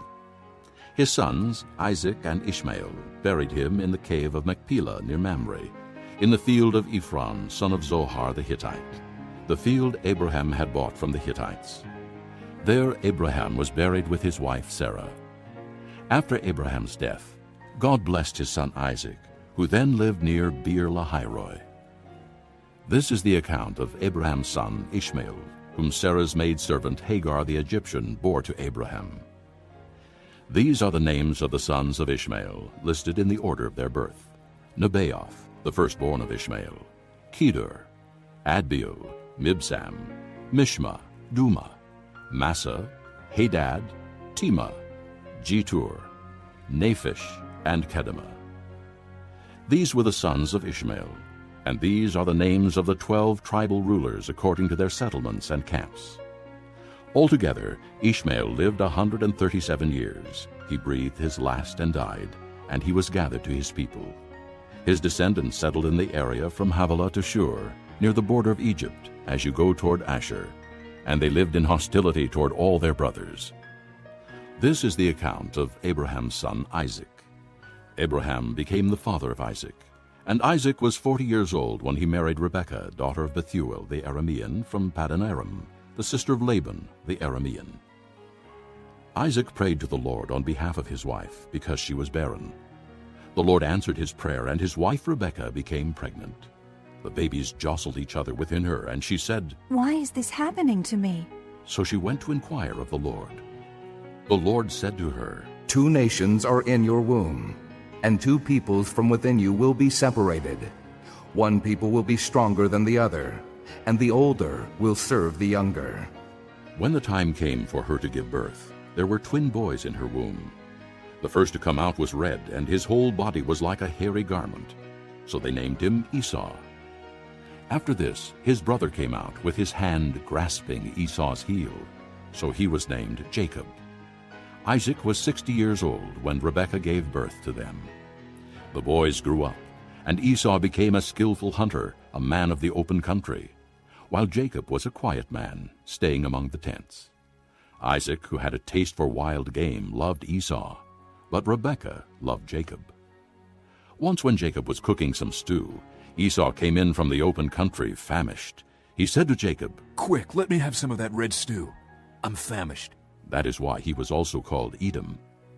Jacob replied, "First, sell me your birthright." "Look, I am about to die." Esau said, "What good is the birthright to me?" But Jacob said, "Swear to me first." So he swore an oath to him, selling his birthright to Jacob. Then Jacob gave Esau some bread and some lentil stew. He ate and drank, and then got up and left. So Esau despised his birthright. Chapter 26. Now there was a famine in the land, besides the earlier famine of Abraham's time. And Isaac went to Abimelech, king of the Philistines, in Gerar. The Lord appeared to Isaac and said, "Do not go down to Egypt. Live in the land where I tell you to live. Stay in this land for a while, and I will be with you and will bless you. For to you and your descendants I will give all these lands, and will confirm the oath I swore to your father Abraham. I will make your descendants as numerous as the stars in the sky, and will give them all these lands. And through your offspring all nations on earth will be blessed, because Abraham obeyed me and kept my requirements, my commands, my decrees, and my laws." So Isaac stayed in Gerar. When the men of that place asked him about his wife, he said, "She is my sister," because he was afraid to say, "She is my wife." He thought, "The men of this place might kill me on account of Rebekah, because she is beautiful." When Isaac had been there a long time, Abimelech, king of the Philistines, looked down from a window and saw Isaac caressing his wife Rebekah. So Abimelech summoned Isaac and said, "She is really your wife. Why did you say she is my sister?" Isaac answered him, "Because I thought I might lose my life on account of her." Then Abimelech said, "What is this you have done to us? One of the men might well have slept with your wife, and you would have brought guilt upon us." So Abimelech gave orders to all the people, "Anyone who molests this man or his wife shall surely be put to death." Isaac planted crops in that land, and the same year reaped 100-fold, because the Lord blessed him. The man became rich, and his wealth continued to grow until he became very wealthy. He had so many flocks and herds and servants that the Philistines envied him. So all the wells that his father's servants had dug in the time of his father Abraham, the Philistines stopped up, filling them with earth. Then Abimelech said to Isaac, "Move away from us. You have become too powerful for us." So Isaac moved away from there and encamped in the valley of Gerar and settled there. Isaac reopened the wells that had been dug in the time of his father Abraham, which the Philistines had stopped up after Abraham died, and he gave them the same names his father had given them. Isaac's servants dug in the valley and discovered a well of fresh water there. But the herdsmen of Gerar quarreled with Isaac's herdsmen and said, "The water is ours." So he named the well Esek, because they disputed with him. Then they dug another well, but they quarreled over that one also. So he named it Sitnah. He moved on from there and dug another well, and no one quarreled over it. He named it Rehoboth, saying, "Now the Lord has given us room, and we will flourish in the land." From there he went up to Beersheba. That night the Lord appeared to him and said, "I am the God of your father Abraham. Do not be afraid, for I am with you. I will bless you, and will increase the number of your descendants for the sake of my servant Abraham." Isaac built an altar there and called on the name of the Lord. There he pitched his tent, and there his servants dug a well. Meanwhile, Abimelech had come to him from Gerar with Ahuzzath, his personal adviser, and Phicol, the commander of his forces. Isaac asked them, "Why have you come to me, since you were hostile to me and sent me away?" They answered, "We saw clearly that the Lord was with you. So we said, there ought to be a sworn agreement between us and you. Let us make a treaty with you that you will do us no harm, just as we did not molest you, but always treated you well and sent you away in peace. And now you are blessed by the Lord." Isaac then made a feast for them, and they ate and drank. Early the next morning the men swore an oath to each other. Then Isaac sent them on their way, and they left him in peace. That day Isaac's servants came and told him about the well they had dug. They said, "We found water." He called it Shibah, And to this day the name of the town has been Beersheba.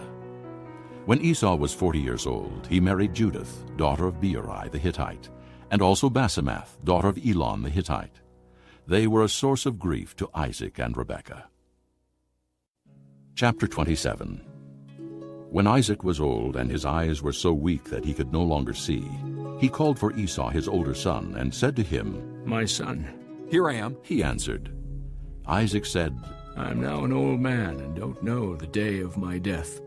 Now then, get your weapons, your quiver and bow, and go out to the open country to hunt some wild game for me. Prepare me the kind of tasty food I like and bring it to me to eat, so that I may give you my blessing before I die." Now Rebekah was listening as Isaac spoke to his son Esau. When Esau left for the open country to hunt game and bring it back, Rebekah said to her son Jacob, "Look, I overheard your father say to your brother Esau, 'Bring me some game and prepare me some tasty food to eat, so that I may give you my blessing in the presence of the Lord before I die.' Now, my son, listen carefully and do what I tell you. Go out to the flock and bring me 2 choice young goats, so I can prepare some tasty food for your father, just the way he likes it. Then take it to your father to eat, so that he may give you his blessing before he dies." Jacob said to Rebekah his mother, "But my brother Esau is a hairy man, and I'm a man with smooth skin. What if my father touches me? I would appear to be tricking him and would bring down a curse on myself rather than a blessing." His mother said to him, "My son, let the curse fall on me. Just do what I say. Go and get them for me." So he went and got them and brought them to his mother, and she prepared some tasty food, just the way his father liked it. Then Rebekah took the best clothes of Esau her older son, which she had in the house, and put them on her younger son Jacob. She also covered his hands and the smooth part of his neck with the goat skins. Then she handed to her son Jacob the tasty food and the bread she had made. He went to his father and said, "My father." "Yes, my son," he answered. "Who is it?" Jacob said to his father, "I am Esau, your firstborn. I have done as you told me. Please sit up and eat some of my game so that you may give me your blessing." Isaac asked his son, "How did you find it so quickly, my son?" "The Lord your God gave me success," he replied. Then Isaac said to Jacob, "Come near so I can touch you, my son, to know whether you really are my son Esau or not." Jacob went close to his father Isaac, who touched him and said, "The voice is the voice of Jacob, but the hands are the hands of Esau." He did not recognize him, for his hands were hairy like those of his brother Esau. So he blessed him. "Are you really my son, Esau?" he asked. "I am," he replied. Then he said, "My son, bring me some of your game to eat, so that I may give you my blessing." Jacob brought it to him, and he ate. And he brought some wine, and he drank. Then his father Isaac said to him, "Come here, my son, and kiss me." So he went to him and kissed him. When Isaac caught the smell of his clothes, he blessed him and said, "Ah, the smell of my son is like the smell of a field that the Lord has blessed. May God give you of heaven's dew and of earth's richness an abundance of grain and new wine. May nations serve you and peoples bow down to you. Be Lord over your brothers, and may the sons of your mother bow down to you. May those who curse you be cursed, and those who bless you be blessed." After Isaac finished blessing him, and Jacob had scarcely left his father's presence, his brother Esau came in from hunting. He too prepared some tasty food and brought it to his father. Then he said to him, "My father, sit up and eat some of my game, so that you may give me your blessing." His father Isaac asked him, "Who are you?" "I am your son," he answered, "your firstborn, Esau." Isaac trembled violently and said, "Who was it, then, that hunted game and brought it to me? I ate it just before you came, and I blessed him, and indeed he will be blessed." When Esau heard his father's words, he burst out with a loud and bitter cry and said to his father, "Bless me! Me too, my father!" But he said, Your brother came deceitfully and took your blessing. Esau said, Isn't he rightly named Jacob? He has deceived me these 2 times. He took my birthright, and now he's taken my blessing. Then he asked, Haven't you reserved any blessing for me? Isaac answered Esau, I have made him lord over you, and have made all his relatives his servants. And I have sustained him with grain and new wine. So what can I possibly do for you, my son? Esau said to his father, Do you have only one blessing, my father? Bless me too, my father. Then Esau wept aloud. His father Isaac answered him, Your dwelling will be away from the earth's richness, away from the dew of heaven above. You will live by the sword, and you will serve your brother. But when you grow restless, you will throw his yoke from off your neck.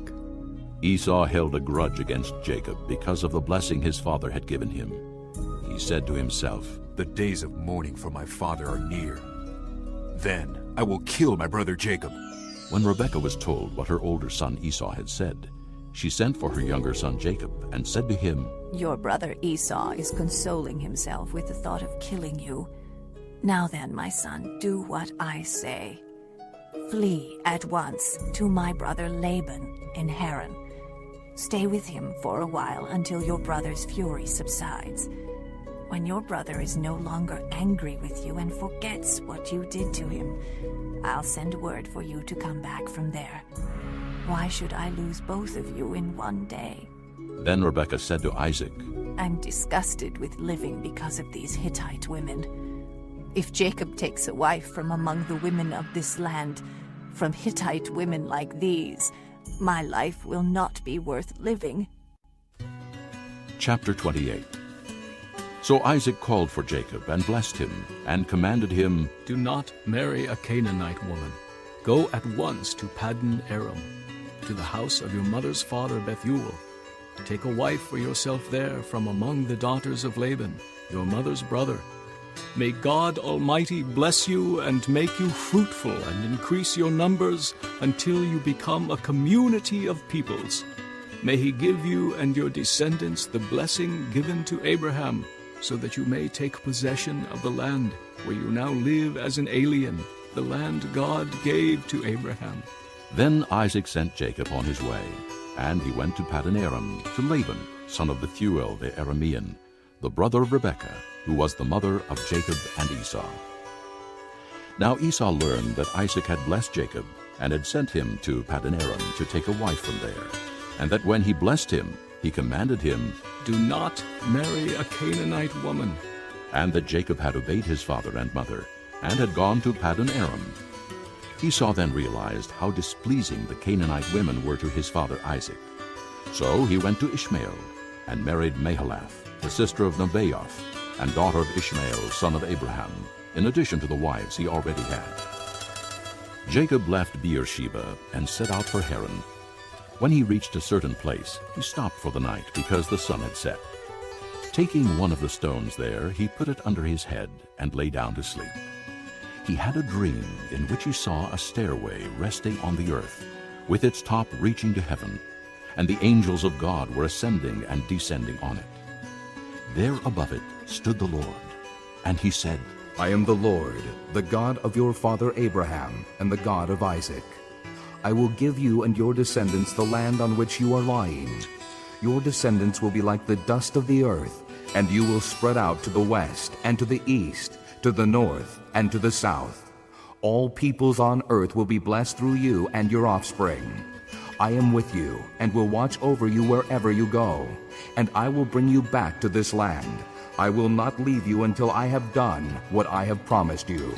When Jacob awoke from his sleep, he thought, Surely the Lord is in this place, and I was not aware of it. He was afraid and said, How awesome is this place! This is none other than the house of God.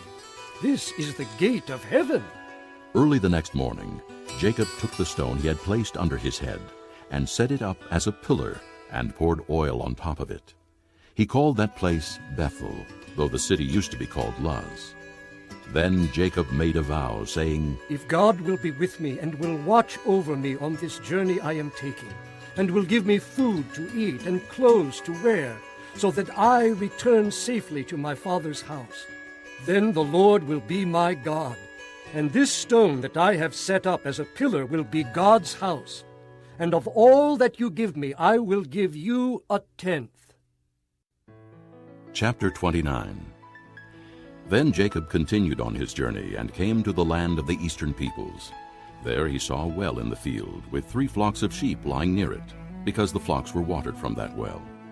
The stone over the mouth of the well was large. When all the flocks were gathered there, the shepherds would roll the stone away from the well's mouth and water the sheep. Then they would return the stone to its place over the mouth of the well. Jacob asked the shepherds, "My brothers, where are you from?" "We're from Haran," they replied. He said to them, "Do you know Laban, Nahor's grandson?" "Yes, we know him," they answered. Then Jacob asked them, "Is he well?" "Yes, he is," they said. "And here comes his daughter Rachel with the sheep." "Look," he said, "the sun is still high. It is not time for the flocks to be gathered. Water the sheep and take them back to pasture." "We can't," they replied, "until all the flocks are gathered and the stone has been rolled away from the mouth of the well. Then we will water the sheep." While he was still talking with them, Rachel came with her father's sheep, for she was a shepherdess. When Jacob saw Rachel, daughter of Laban, his mother's brother, and Laban's sheep, he went over and rolled the stone away from the mouth of the well and watered his uncle's sheep. Then Jacob kissed Rachel and began to weep aloud. He had told Rachel that he was a relative of her father and a son of Rebekah. So she ran and told her father. As soon as Laban heard the news about Jacob, his sister's son, he hurried to meet him. He embraced him and kissed him and brought him to his home. And there Jacob told him all these things. Then Laban said to him, "You are my own flesh and blood." After Jacob had stayed with him for a whole month, Laban said to him, "Just because you are a relative of mine, should you work for me for nothing? Tell me what your wages should be." Now Laban had 2 daughters. The name of the older was Leah, and the name of the younger was Rachel. Leah had weak eyes, but Rachel was lovely in form and beautiful. Jacob was in love with Rachel and said, "I'll work for you 7 years in return for your younger daughter Rachel." Laban said, "It's better that I give her to you than to some other man. Stay here with me." So Jacob served 7 years to get Rachel, but they seemed like only a few days to him because of his love for her. Then Jacob said to Laban, "Give me my wife. My time is completed, and I want to lie with her." So Laban brought together all the people of the place and gave a feast. But when evening came, he took his daughter Leah and gave her to Jacob, and Jacob lay with her. And Laban gave his servant girl Zilpah to his daughter as her maidservant. When morning came, there was Leah. So Jacob said to Laban, "What is this you have done to me? I served you for Rachel, didn't I? Why have you deceived me?" Laban replied, "It is not our custom here to give the younger daughter in marriage before the older one. Finish this daughter's bridal week. Then we will give you the younger one also, in return for another 7 years of work." And Jacob did so. He finished the week with Leah, and then Laban gave him his daughter Rachel to be his wife. Laban gave his servant girl Bilhah to his daughter Rachel as her maidservant. Jacob lay with Rachel also, and he loved Rachel more than Leah, and he worked for Laban another 7 years. When the Lord saw that Leah was not loved, he opened her womb, but Rachel was barren. Leah became pregnant and gave birth to a son. She named him Reuben, for she said, "It is because the Lord has seen my misery. Surely my husband will love me now." She conceived again, and when she gave birth to a son, she said, "Because the Lord heard that I am not loved, he gave me this one too." So she named him Simeon. Again she conceived, and when she gave birth to a son, she said, "Now at last my husband will become attached to me, because I have borne him 3 sons." So he was named Levi. She conceived again, and when she gave birth to a son, she said, "This time I will praise the Lord." So she named him Judah. Then she stopped having children. Chapter 30. When Rachel saw that she was not bearing Jacob any children, she became jealous of her sister. So she said to Jacob, "Give me children, or I'll die." Jacob became angry with her and said, "Am I in the place of God, who has kept you from having children?" Then she said, "Here is Bilhah, my maidservant. Sleep with her so that she can bear children for me, and that through her I too can build a family. So she gave him her servant Bilhah as a wife. Jacob slept with her, and she became pregnant and bore him a son. Then Rachel said, God has vindicated me. He has listened to my plea and given me a son. Because of this, she named him Dan. Rachel's servant Bilhah conceived again and bore Jacob a second son. Then Rachel said, I have had a great struggle with my sister, and I have won. So she named him Naphtali. When Leah saw that she had stopped having children, she took her maidservant Zilpah and gave her to Jacob as a wife. Leah's servant Zilpah bore Jacob a son. Then Leah said, What good fortune! So she named him Gad. Leah's servant Zilpah bore Jacob a second son. Then Leah said, How happy I am! The women will call me happy. So she named him Asher. During wheat harvest, Reuben went out into the fields and found some mandrake plants, which he brought to his mother Leah. Rachel said to Leah, Please give me some of your son's mandrakes.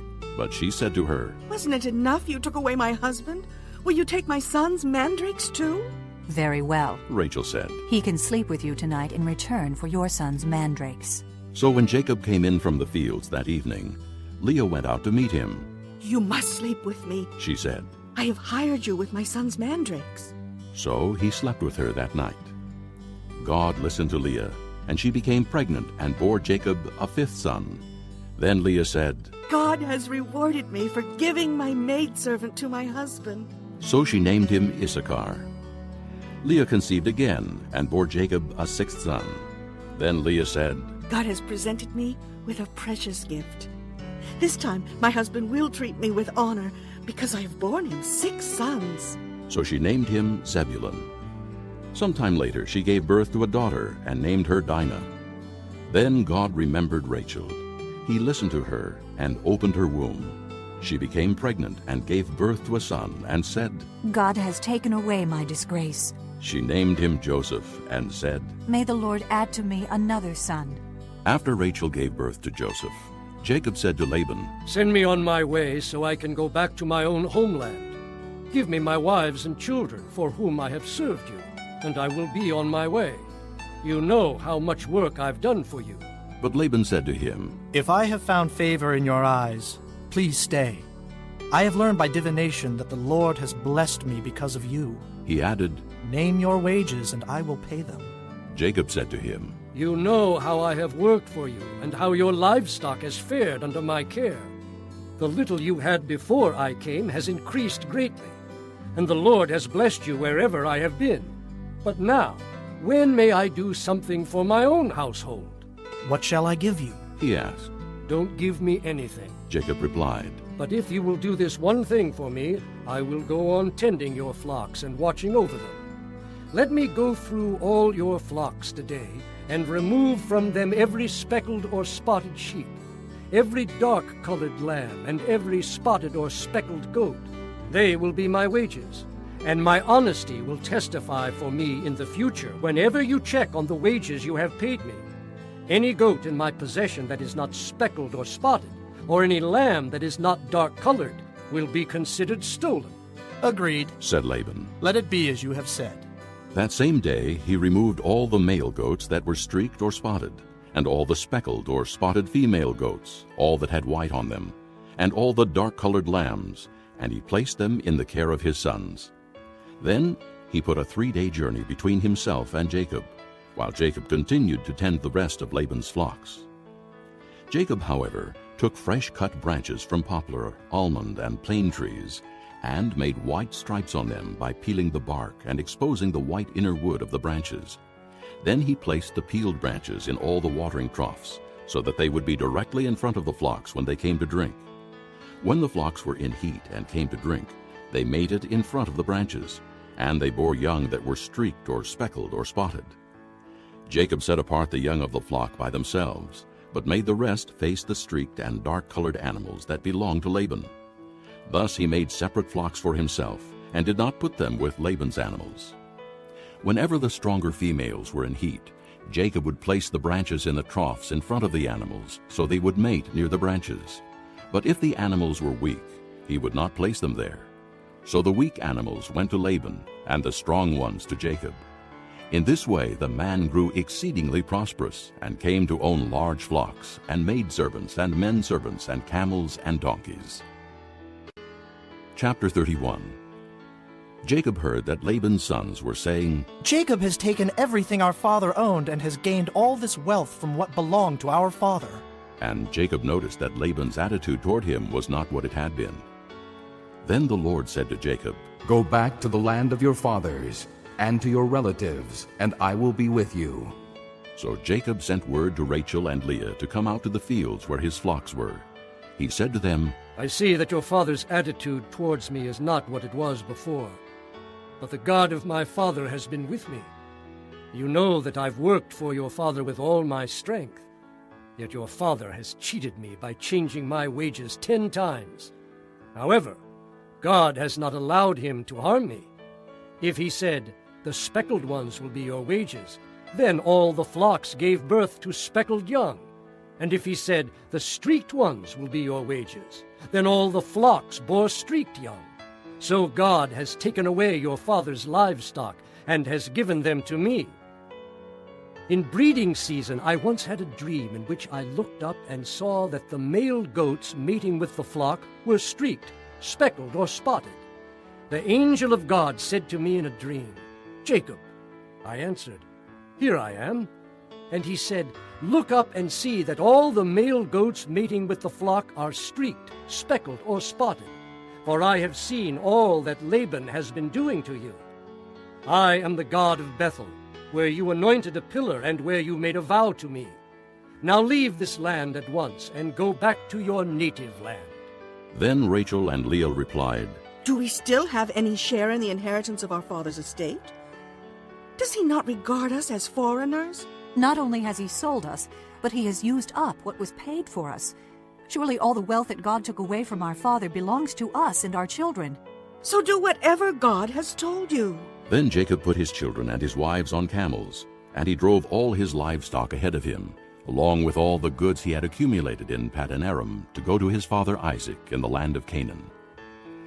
When Laban had gone to shear his sheep, Rachel stole her father's household gods. Moreover, Jacob deceived Laban the Aramean by not telling him he was running away. So he fled with all he had, and crossing the river, he headed for the hill country of Gilead. On the 3rd day, Laban was told that Jacob had fled. Taking his relatives with him, he pursued Jacob for 7 days and caught up with him in the hill country of Gilead. Then God came to Laban the Aramean in a dream at night, and said to him, Be careful not to say anything to Jacob, either good or bad. Jacob had pitched his tent in the hill country of Gilead when Laban overtook him, and Laban and his relatives camped there too. Then Laban said to Jacob, What have you done? You've deceived me, and you've carried off my daughters like captives in war. Why did you run off secretly and deceive me? Why didn't you tell me so I could send you away with joy and singing to the music of tambourines and harps? You didn't even let me kiss my grandchildren and my daughters goodbye. You have done a foolish thing. I have the power to harm you. But last night the God of your father said to me, Be careful not to say anything to Jacob, either good or bad. Now you have gone off because you longed to return to your father's house. But why did you steal my gods? Jacob answered Laban, I was afraid because I thought you would take your daughters away from me by force. But if you find anyone who has your gods, he shall not live. In the presence of our relatives, see for yourself whether there is anything of yours here with me, and if so, take it. Now Jacob did not know that Rachel had stolen the gods. So Laban went into Jacob's tent, and into Leah's tent, and into the tent of the 2 maidservants, but he found nothing. After he came out of Leah's tent, he entered Rachel's tent. Now Rachel had taken the household gods and put them inside her camel's saddle, and was sitting on them. Laban searched through everything in the tent, but found nothing. Rachel said to her father, Don't be angry, my lord, that I cannot stand up in your presence. I'm having my period. So he searched but could not find the household gods. Jacob was angry and took Laban to task. What is my crime? He asked Laban. What sin have I committed that you hunt me down? Now that you have searched through all my goods, what have you found that belongs to your household? Put it here in front of your relatives and mine, and let them judge between the two of us. I have been with you for 20 years now. Your sheep and goats have not miscarried, nor have I eaten rams from your flocks. I did not bring you animals torn by wild beasts. I bore the loss myself. And you demanded payment from me for whatever was stolen by day or night. This was my situation. The heat consumed me in the daytime, and the cold at night, and sleep fled from my eyes. It was like this for the 20 years I was in your household. I worked for you 14 years for your 2 daughters, and 6 years for your flocks, and you changed my wages 10 times. If the God of my father, the God of Abraham, and the fear of Isaac had not been with me, you would surely have sent me away empty-handed. But God has seen my hardship and the toil of my hands, and last night he rebuked you. Laban answered Jacob, The women are my daughters, the children are my children, and the flocks are my flocks. All you see is mine. Yet what can I do today about these daughters of mine, or about the children they have borne? Come now, let's make a covenant, you and I, and let it serve as a witness between us. So Jacob took a stone and set it up as a pillar. He said to his relatives, Gather some stones. So they took stones and piled them in a heap, and they ate there by the heap. Laban called it Jegar-sahadutha, and Jacob called it Galeed. Laban said, This heap is a witness between you and me today. That is why it was called Galeed. It was also called Mizpah, because he said, May the Lord keep watch between you and me when we are away from each other. If you mistreat my daughters, or if you take any wives besides my daughters, even though no one is with us, remember that God is a witness between you and me. Laban also said to Jacob, Here is this heap, and here is this pillar I have set up between you and me. This heap is a witness, and this pillar is a witness, that I will not go past this heap to your side to harm you, and that you will not go past this heap and pillar to my side to harm me. May the God of Abraham and the God of Nahor, the God of their father, judge between us. So Jacob took an oath in the name of the fear of his father Isaac. He offered a sacrifice there in the hill country and invited his relatives to a meal. After they had eaten, they spent the night there. Early the next morning, Laban kissed his grandchildren and his daughters and blessed them. Then he left and returned home. Chapter 32. Jacob also went on his way, and the angels of God met him. When Jacob saw them, he said, This is the camp of God. So he named that place Mahanaim. Jacob sent messengers ahead of him to his brother Esau in the land of Seir, the country of Edom. He instructed them, This is what you are to say to my master Esau. Your servant Jacob says, I have been staying with Laban and have remained there till now. I have cattle and donkeys, sheep and goats, men servants and maid servants. Now I am sending this message to my lord, that I may find favor in your eyes. When the messengers returned to Jacob, they said, We went to your brother Esau, and now he was coming to meet you, and 400 men are with him. In great fear and distress, Jacob divided the people who were with him into 2 groups, and the flocks and herds and camels as well. He thought, If Esau comes and attacks one group, the group that is left may escape. Then Jacob prayed, O God of my father Abraham, God of my father Isaac, O Lord, who said to me, Go back to your country and your relatives, and I will make you prosper. I am unworthy of all the kindness and faithfulness you have shown your servant. I had only my staff when I crossed this Jordan, but now I have become 2 groups. Save me, I pray, from the hand of my brother Esau, for I am afraid he will come and attack me, and also the mothers with their children. But you have said, I will surely make you prosper, and will make your descendants like the sand of the sea, which cannot be counted. He spent the night there, and from what he had with him he selected a gift for his brother Esau, 200 female goats and 20 male goats, 200 ewes and 20 rams, 30 female camels with their young, 40 cows and 10 bulls, and 20 female donkeys and 10 male donkeys. He put them in the care of his servants, each herd by itself, and said to his servants, "Go ahead of me, and keep some space between the herds." He instructed the one in the lead, "When my brother Esau meets you and asks, 'To whom do you belong, and where are you going, and who owns all these animals in front of you?' then you are to say, 'They belong to your servant Jacob. They are a gift sent to my lord Esau, and he is coming behind us.'" He also instructed the second, the third, and all the others who followed the herds. "You are to say the same thing to Esau when you meet him, and be sure to say, 'Your servant Jacob is coming behind us.'" For he thought, "I will pacify him with these gifts I am sending on ahead.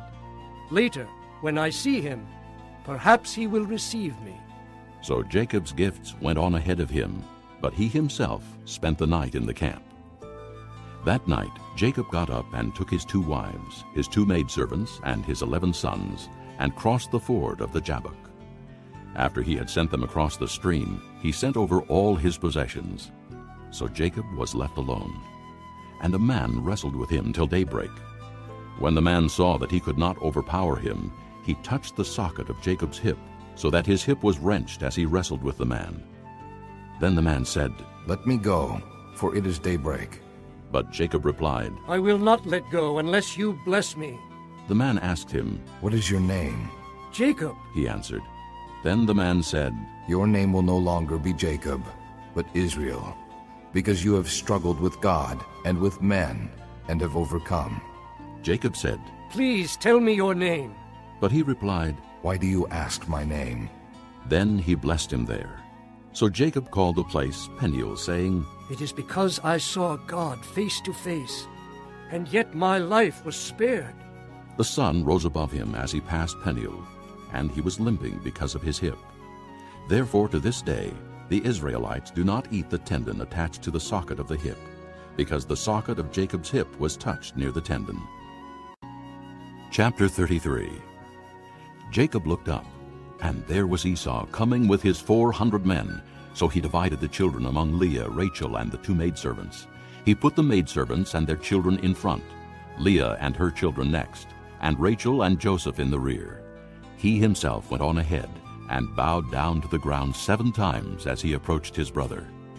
But Esau ran to meet Jacob and embraced him. He threw his arms around his neck and kissed him, and they wept. Then Esau looked up and saw the women and children. "Who are these with you?" he asked. Jacob answered, "They are the children God has graciously given your servant." Then the maidservants and their children approached and bowed down. Next Leah and her children came and bowed down. Last of all came Joseph and Rachel, and they too bowed down. Esau asked, "What do you mean by all these droves I met?" "To find favor in your eyes, my lord," he said. But Esau said, "I already have plenty, my brother. Keep what you have for yourself." "No, please," said Jacob. "If I have found favor in your eyes, accept this gift from me. For to see your face is like seeing the face of God. Now that you have received me favorably, please accept the present that was brought to you. For God has been gracious to me, and I have all I need." And because Jacob insisted, Esau accepted it. Then Esau said, "Let us be on our way. I'll accompany you." But Jacob said to him, "My lord knows that the children are tender, and that I must care for the ewes and cows that are nursing their young. If they are driven hard just one day, all the animals will die.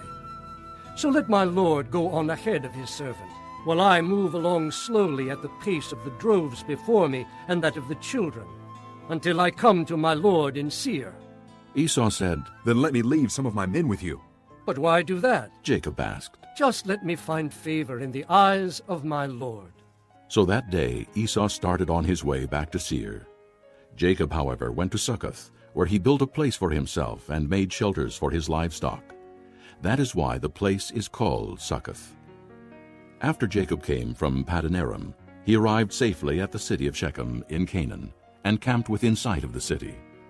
For 100 pieces of silver he bought from the sons of Hamor, the father of Shechem, the plot of ground where he pitched his tent. There he set up an altar and called it El Elohe Israel. Chapter 34.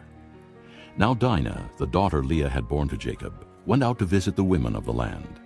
When Shechem, son of Hamor the Hivite, the ruler of that area, saw her, he took her and violated her.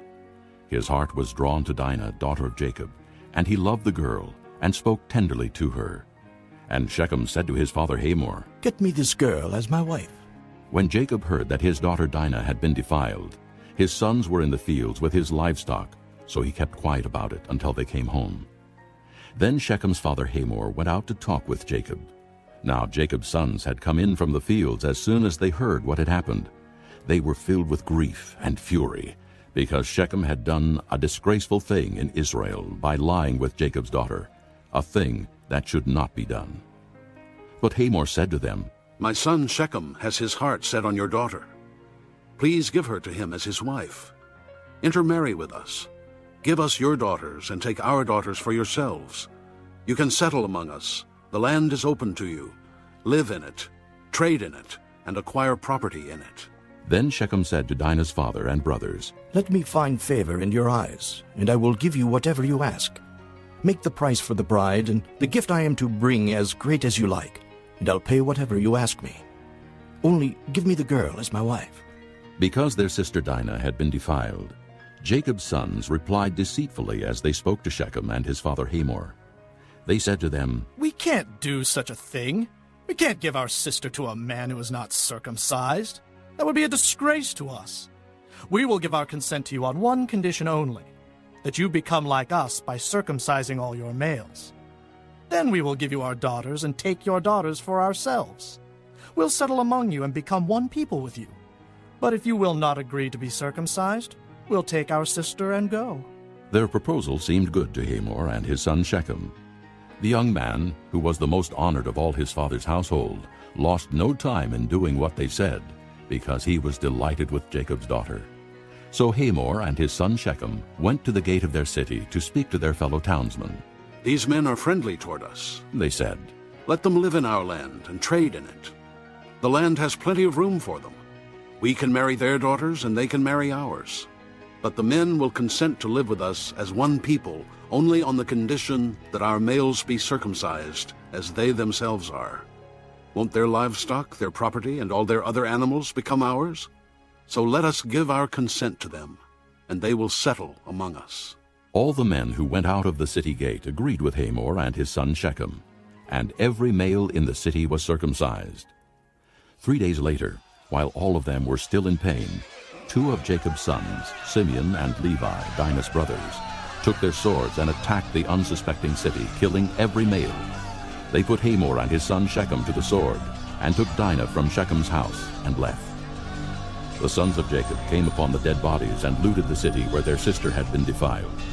They seized their flocks and herds and donkeys and everything else of theirs in the city and out in the fields. They carried off all their wealth and all their women and children, taking as plunder everything in the houses. Then Jacob said to Simeon and Levi, "You have brought trouble on me by making me a stench to the Canaanites and the Perizzites, the people living in this land. We are few in number, and if they join forces against me and attack me, I and my household will be destroyed." But they replied, "Should he have treated our sister like a prostitute?"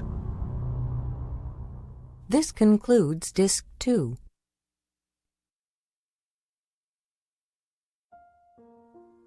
Chapter 35.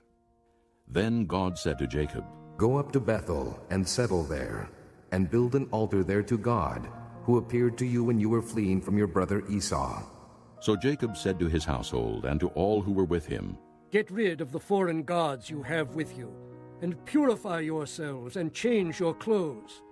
Then come, let us go up to Bethel, where I will build an altar to God, who answered me in the day of my distress, and who has been with me wherever I have gone." So they gave Jacob all the foreign gods they had and the rings in their ears, and Jacob buried them under the oak at Shechem. Then they set out, and the terror of God fell upon the towns all around them, so that no one pursued them. Jacob and all the people with him came to Luz, that is Bethel, in the land of Canaan. There he built an altar, and he called the place El Bethel, because it was there that God revealed himself to him when he was fleeing from his brother. Now Deborah, Rebekah's nurse, died, and was buried under the oak below Bethel. So it was named Allon-Bacuth.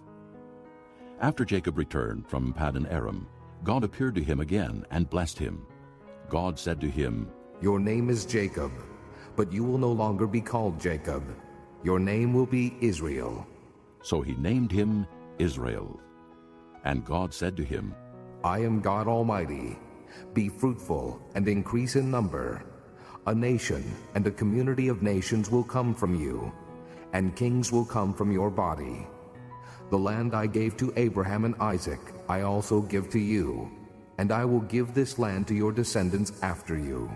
Then God went up from him at the place where he had talked with him. Jacob set up a stone pillar at the place where God had talked with him, and he poured out a drink offering on it. He also poured oil on it. Jacob called the place where God had talked with him Bethel. Then they moved on from Bethel. While they were still some distance from Ephrath, Rachel began to give birth and had great difficulty. And as she was having great difficulty in childbirth, the midwife said to her, "Don't be afraid, for you have another son." As she breathed her last, for she was dying, she named her son Benoni, but his father named him Benjamin. So Rachel died and was buried on the way to Ephrath, that is Bethlehem. Over her tomb Jacob set up a pillar, and to this day that pillar marks Rachel's tomb. Israel moved on again and pitched his tent beyond Migdal-Eder. While Israel was living in that region, Reuben went in and slept with his father's concubine Bilhah, and Israel heard of it. Jacob had 12 sons, the sons of Leah, Reuben, the firstborn of Jacob, Simeon, Levi, Judah, Issachar, and Zebulun. The sons of Rachel, Joseph and Benjamin. The sons of Rachel's maidservant Bilhah, Dan, and Naphtali. The sons of Leah's maidservant Zilpah, Gad, and Asher. These were the sons of Jacob, who were born to him in Paddan Aram. Jacob came home to his father Isaac in Mamre, near Kiriath-arba, that is Hebron, where Abraham and Isaac had stayed. Isaac lived 180 years.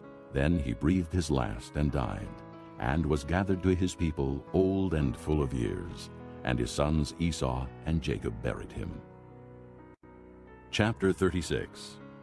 This is the account of Esau, that is Edom. Esau took his wives from the women of Canaan, Adah, daughter of Elon the Hittite, and Oholibamah, daughter of Anah, and granddaughter of Zibeon the Hivite. Also Basemath, daughter of Ishmael, and sister of Nebaioth. Adah bore Eliphaz to Esau. Basemath bore Reuel. And Oholibamah bore Jeush, Jalem, and Korah. These were the sons of Esau, who were born to him in Canaan. Esau took his wives and sons and daughters, and all the members of his household, as well as his livestock, and all his other animals, and all the goods he had acquired in Canaan, and moved to a land some distance from his brother Jacob. Their possessions were too great for them to remain together. The land where they were staying could not support them both because of their livestock. So Esau, that is Edom, settled in the hill country of Seir. This is the account of Esau, the father of the Edomites in the hill country of Seir. These are the names of Esau's sons: Eliphaz, the son of Esau's wife Adah, and Reuel, the son of Esau's wife Basemath. The sons of Eliphaz: Teman, Omar, Zepho, Gatam, and Kenaz. Esau's son Eliphaz also had a concubine named Timnah, who bore him Amalek. These were grandsons of Esau's wife Adah. The sons of Reuel: Nahath, Zerah, Shammah, and Mizah. These were grandsons of Esau's wife Basemath. The sons of Esau's wife Oholibamah, daughter of Anah and granddaughter of Zibeon, whom she bore to Esau: Jeush, Jalem, and Korah. These were the chiefs among Esau's descendants, the sons of Eliphaz, the firstborn of Esau: chiefs Teman, Omar, Zepho, Kenaz, Korah, Gatam, and Amalek. These were the chiefs descended from Eliphaz in Edom. They were grandsons of Adah. The sons of Esau's son Reuel: chiefs Nahath, Zerah, Shammah, and Mizah. These were the chiefs descended from Reuel in Edom. They were grandsons of Esau's wife, Basemath. The sons of Esau's wife, Oholibamah, chiefs Jeush, Jalem, and Korah. These were the chiefs descended from Esau's wife, Oholibamah, daughter of Anah. These were the sons of Esau, that is Edom, and these were their chiefs. These were the sons of Seir the Horite, who were living in the region: Lotan, Shobal, Zibeon, Anah, Dishon, Ezer, and Dishan. These sons of Seir in Edom were Horite chiefs. The sons of Lotan, Hori and Homam. Timnah was Lotan's sister. The sons of Shobal, Alvan, Manahath, Ebal, Shepho, and Onam. The sons of Zibeon, Aya and Anah. This is the Anah who discovered the hot springs in the desert while he was grazing the donkeys of his father Zibeon. The children of Anah, Dishon and Oholibamah, daughter of Anah. The sons of Dishon, Hemdan, Eshban, Ithran, and Kiran. The sons of Ezer, Bilhan, Zeavan, and Achan. The sons of Dishan, Uz, and Aran. These were the Horite chiefs: Lotan, Shobal, Zibeon, Anah, Dishon, Ezer, and Dishan. These were the Horite chiefs, according to their divisions in the land of Seir. These were the kings who reigned in Edom before any Israelite king reigned. Bela, son of Beor, became king of Edom. His city was named Dinhabah. When Bela died, Jobab, son of Zerah from Bozrah, succeeded him as king. When Jobab died, Husham from the land of the Temanites succeeded him as king. When Husham died, Hadad, son of Bedad, who defeated Midian in the country of Moab, succeeded him as king. His city was named Avith. When Hadad died, Samlah from Masrekah succeeded him as king. When Samlah died, Shaul from Rehoboth on the river succeeded him as king. When Shaul died, Baal-Hanan, son of Akbor, succeeded him as king. When Baal-Hanan, son of Akbor, died, Hadad succeeded him as king. His city was named Pau, and his wife's name was Mehetabel, daughter of Matred, the daughter of Mezahab. These were the chiefs descended from Esau by name, according to their clans and regions: Timnah, Alva, Jetheth, Oholibamah, Elah, Pinan, Kenaz, Teman, Mibzar, Magdiel, and Iram. These were the chiefs of Edom, according to their settlements in the land they occupied. This was Esau, the father of the Edomites. Chapter 37. Jacob lived in the land where his father had stayed, the land of Canaan. This is the account of Jacob. Joseph, a young man of 17, was tending the flocks with his brothers, the sons of Bilhah and the sons of Zilpah, his father's wives, and he brought their father a bad report about them. Now Israel loved Joseph more than any of his other sons, because he had been born to him in his old age, and he made a richly ornamented robe for him. When his brothers saw that their father loved him more than any of them, they hated him and could not speak a kind word to him. Joseph had a dream, and when he told it to his brothers, they hated him all the more. He said to them, "Listen to this dream I had. We were binding sheaves of grain out in the field, when suddenly my sheaf rose and stood upright, while your sheaves gathered around mine and bowed down to it." His brothers said to him, "Do you intend to reign over us? Will you actually rule us?" And they hated him all the more because of his dream and what he had said. Then he had another dream, and he told it to his brothers. "Listen," he said, "I had another dream, and this time the sun and moon and 11 stars were bowing down to me." When he told his father as well as his brothers, his father rebuked him and said, "What is this dream you had? Will your mother and I and your brothers actually come and bow down to the ground before you?" His brothers were jealous of him, but his father kept the matter in mind. Now his brothers had gone to graze their father's flocks near Shechem, and Israel said to Joseph, "As you know, your brothers are grazing the flocks near Shechem. Come, I am going to send you to them." "Very well," he replied. So he said to him, "Go and see if all is well with your brothers and with the flocks, and bring word back to me." Then he sent him off from the valley of Hebron. When Joseph arrived at Shechem, a man found him wandering around in the fields and asked him, "What are you looking for?" He replied, "I'm looking for my brothers. Can you tell me where they are grazing their flocks?" "They have moved on from here." The man answered, "I heard them say, 'Let's go to Dothan.'" So Joseph went after his brothers and found them near Dothan. But they saw him in the distance, and before he reached them, they plotted to kill him. "Here comes that dreamer," they said to each other. "Come now, let's kill him and throw him into one of these cisterns and say that a ferocious animal devoured him. Then we'll see what comes of his dreams." When Reuben heard this, he tried to rescue him from their hands. "Let's not take his life," he said. "Don't shed any blood. Throw him into this cistern here in the desert, but don't lay a hand on him." Reuben said this to rescue him from them and take him back to his father. So when Joseph came to his brothers, they stripped him of his robe, the richly ornamented robe he was wearing, and they took him and threw him into the cistern. Now the cistern was empty, there was no water in it. As they sat down to eat their meal, they looked up and saw a caravan of Ishmaelites coming from Gilead. Their camels were loaded with spices, balm, and myrrh, and they were on their way to take them down to Egypt. Judah said to his brothers, "What will we gain if we kill our brother and cover up his blood? Come, let us sell him to the Ishmaelites and not lay our hands on him. After all, he is our brother, our own flesh and blood." His brothers agreed. So when the Midianite merchants came by, his brothers pulled Joseph up out of the cistern and sold him for 20 shekels of silver to the Ishmaelites, who took him to Egypt. When Reuben returned to the cistern and saw that Joseph was not there, he tore his clothes. He went back to his brothers and said, "The boy isn't there. Where can I turn now?" Then they got Joseph's robe, slaughtered a goat, and dipped the robe in the blood. They took the ornamented robe back to their father and said, "We found this.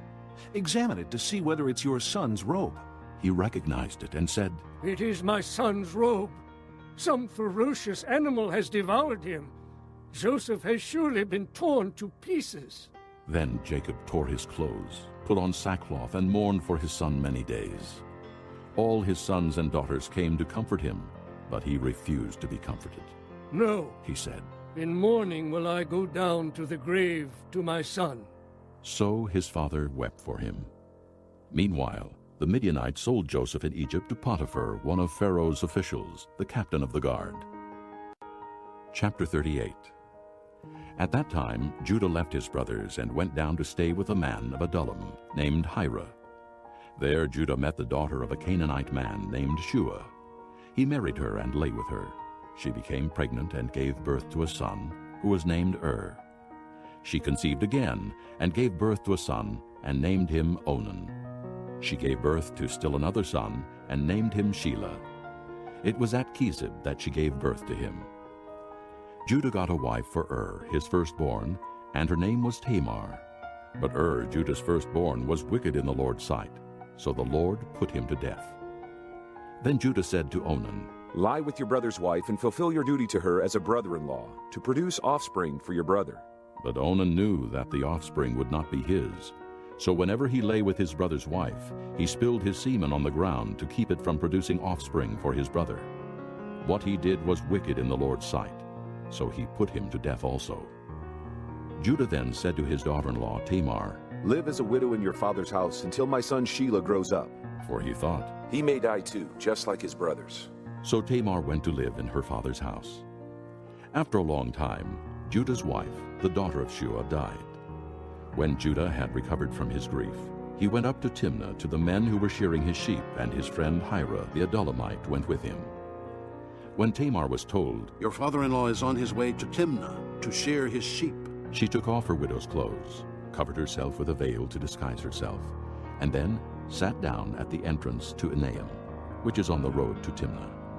For she saw that though Shelah had now grown up, she had not been given to him as his wife. When Judah saw her, he thought she was a prostitute, for she had covered her face. Not realizing that she was his daughter-in-law, he went over to her by the roadside and said, "Come now, let me sleep with you." "And what will you give me to sleep with you?" she asked. "I'll send you a young goat from my flock," he said. "Will you give me something as a pledge until you send it?" she asked. He said, "What pledge should I give you?" your seal and its cord, and the staff in your hand." She answered. So he gave them to her, and slept with her, and she became pregnant by him. After she left, she took off her veil and put on her widow's clothes again. Meanwhile, Judah sent the young goat by his friend the Adullamite in order to get his pledge back from the woman, but he did not find her. He asked the men who lived there, "Where is the shrine prostitute who was beside the road at Enaim?" "There hasn't been any shrine prostitute here," they said. So he went back to Judah and said, "I didn't find her. Besides, the men who live there said, 'There hasn't been any shrine prostitute here.'" Then Judah said, "Let her keep what she has, or we will become a laughingstock. After all, I did send her this young goat, but you didn't find her." About 3 months later, Judah was told, "Your daughter-in-law Tamar is guilty of prostitution, and as a result, she is now pregnant." Judah said, "Bring her out and have her burned to death." As she was being brought out, she sent a message to her father-in-law. "I am pregnant by the man who owns these," she said. And she added, "See if you recognize whose seal and cord and staff these are." Judah recognized them and said, "She is more righteous than I, since I wouldn't give her to my son Shelah." And he did not sleep with her again. When the time came for her to give birth, there were twin boys in her womb. As she was giving birth, one of them put out his hand. So the midwife took a scarlet thread and tied it on his wrist and said, "This one came out first." But when he drew back his hand, his brother came out, and she said, "So, this is how you have broken out." And he was named Perez. Then his brother, who had the scarlet thread on his wrist, came out, and he was given the name Zerah. Chapter 39. Now Joseph had been taken down to Egypt. Potiphar, an Egyptian who was one of Pharaoh's officials, the captain of the guard, bought him from the Ishmaelites who had taken him there. The Lord was with Joseph, and he prospered, and he lived in the house of his Egyptian master. When his master saw that the Lord was with him, and that the Lord gave him success in everything he did, Joseph found favor in his eyes, and became his attendant. Potiphar put him in charge of his household, and he entrusted to his care everything he owned. From the time he put him in charge of his household and of all that he owned, the Lord blessed the household of the Egyptian because of Joseph. The blessing of the Lord was on everything Potiphar had, both in the house and in the field. So he left in Joseph's care everything he had. With Joseph in charge, he did not concern himself with anything except the food he ate. Now Joseph was well built and handsome, and after a while his master's wife took notice of Joseph and said, "Come to bed with me." But he refused. "With me in charge," he told her, "my master does not concern himself with anything in the house. Everything he owns he has entrusted to my care. No one is greater in this house than I am. My master has withheld nothing from me except you, because you are his wife. How then could I do such a wicked thing and sin against God?" And though she spoke to Joseph day after day, he refused to go to bed with her or even be with her. One day he went into the house to attend to his duties, and none of the household servants was inside. She caught him by his cloak and said, "Come to bed with me." But he left his cloak in her hand and ran out of the house. When she saw that he had left his cloak in her hand and had run out of the house, she called her household servants. "Look," she said to them, "this Hebrew has been brought to us to make sport of us. He came in here to sleep with me, but I screamed. When he heard me scream for help, he left his cloak beside me and ran out of the house." She kept his cloak beside her until his master came home. Then she told him this story. "That Hebrew slave you brought us came to me to make sport of me, but as soon as I screamed for help, he left his cloak beside me and ran out of the house." When his master heard the story his wife told him, saying, "This is how your slave treated me," he burned with anger. Joseph's master took him and put him in prison, the place where the king's prisoners were confined. But while Joseph was there in the prison, the Lord was with him. He showed him kindness and granted him favor in the eyes of the prison warden. So the warden put Joseph in charge of all those held in the prison, and he was made responsible for all that was done there.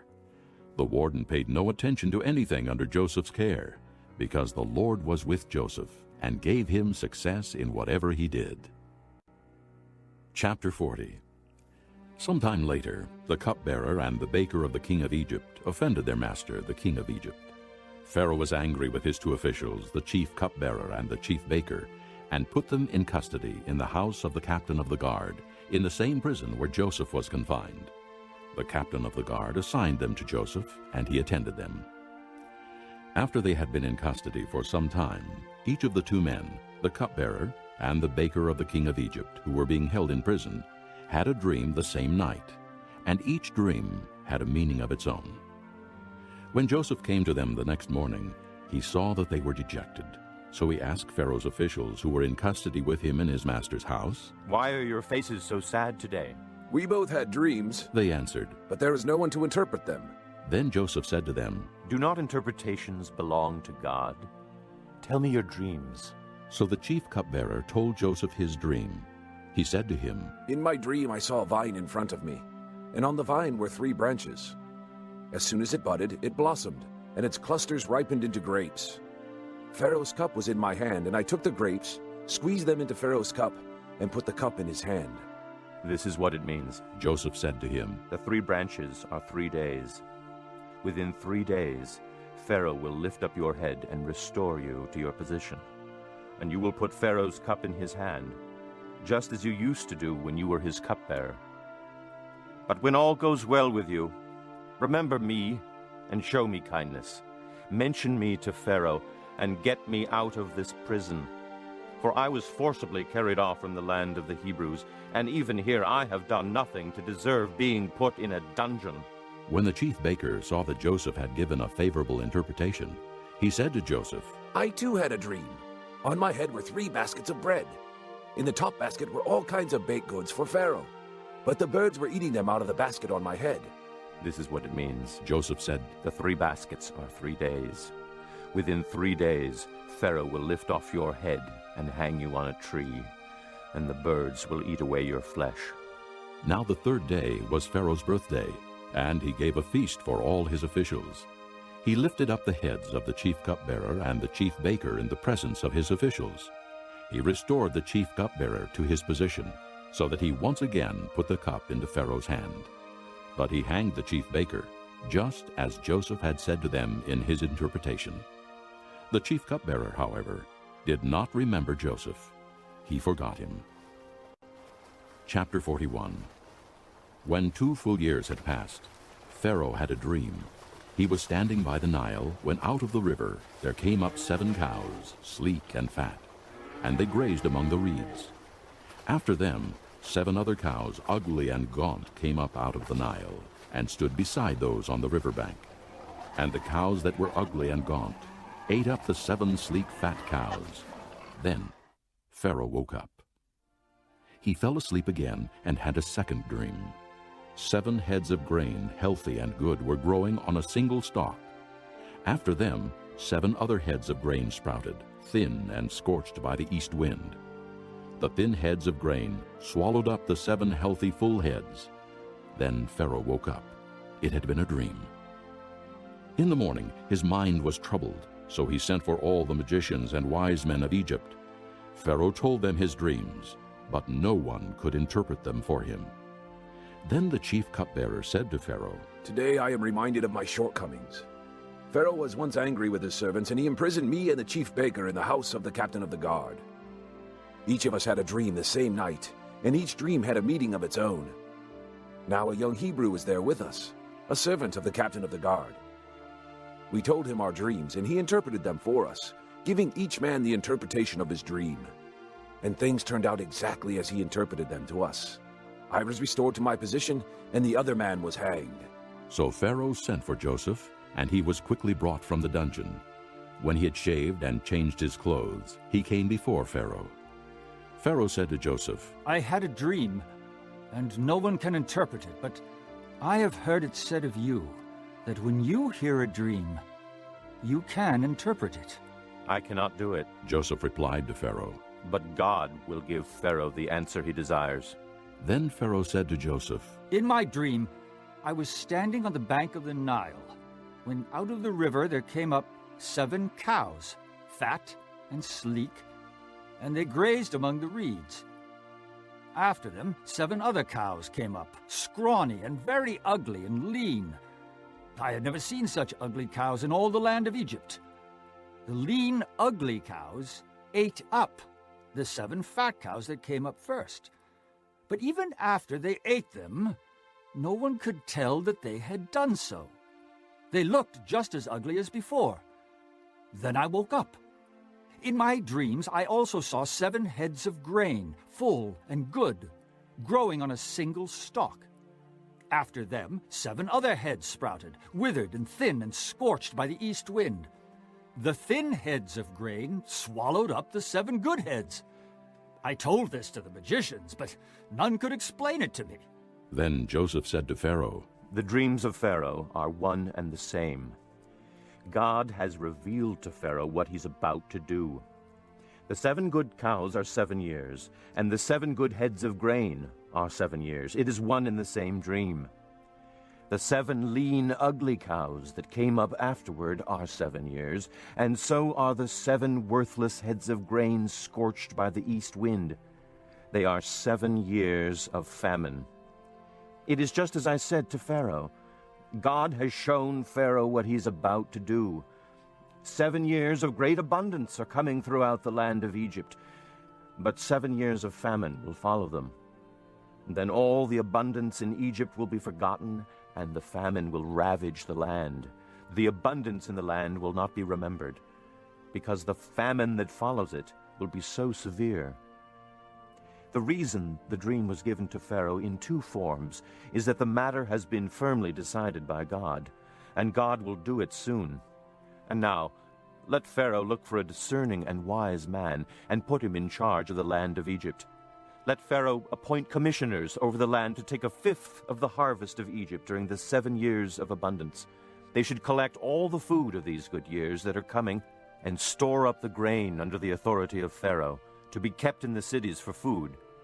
This food should be held in reserve for the country, to be used during the 7 years of famine that will come upon Egypt, so that the country may not be ruined by the famine. The plan seemed good to Pharaoh and to all his officials. So Pharaoh asked them, Can we find anyone like this man, one in whom is the Spirit of God? Then Pharaoh said to Joseph, Since God has made all this known to you, there is no one so discerning and wise as you. You shall be in charge of my palace, and all my people are to submit to your orders. Only with respect to the throne will I be greater than you. So Pharaoh said to Joseph, I hereby put you in charge of the whole land of Egypt. Then Pharaoh took his signet ring from his finger and put it on Joseph's finger. He dressed him in robes of fine linen and put a gold chain around his neck.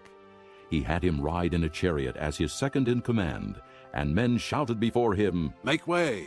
Thus he put him in charge of the whole land of Egypt.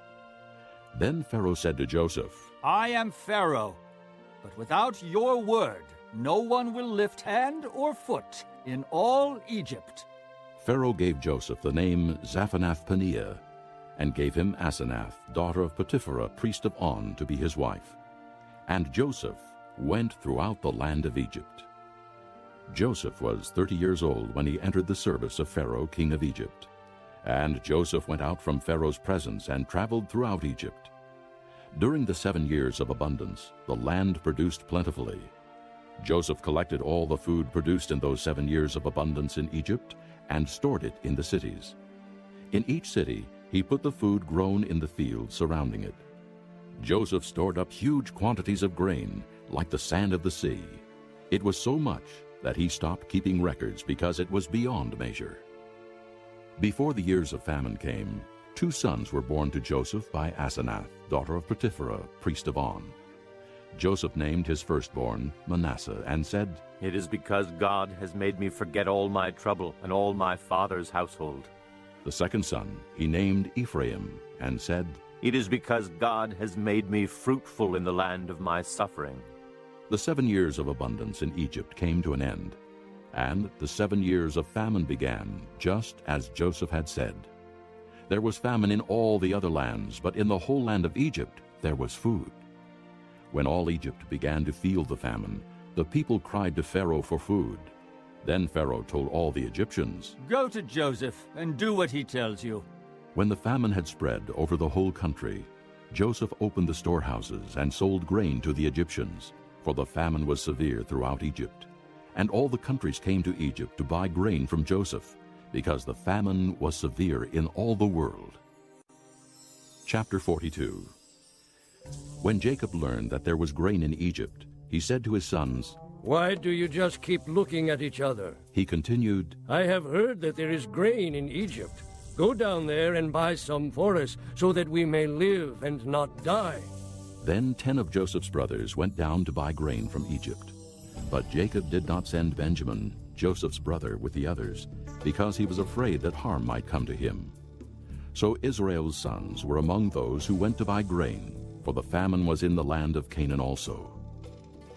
Now Joseph was the governor of the land, the one who sold grain to all its people. So when Joseph's brothers arrived, they bowed down to him with their faces to the ground. As soon as Joseph saw his brothers, he recognized them, but he pretended to be a stranger and spoke harshly to them. "Where do you come from?" he asked. "From the land of Canaan," they replied, "to buy food." Although Joseph recognized his brothers, they did not recognize him. Then he remembered his dreams about them and said to them, "You are spies. You have come to see where our land is unprotected." "No, my lord," they answered. "Your servants have come to buy food. We are all the sons of one man. Your servants are honest men, not spies." "No," he said to them. "You have come to see where our land is unprotected." But they replied, "Your servants were 12 brothers, the sons of one man, who lives in the land of Canaan.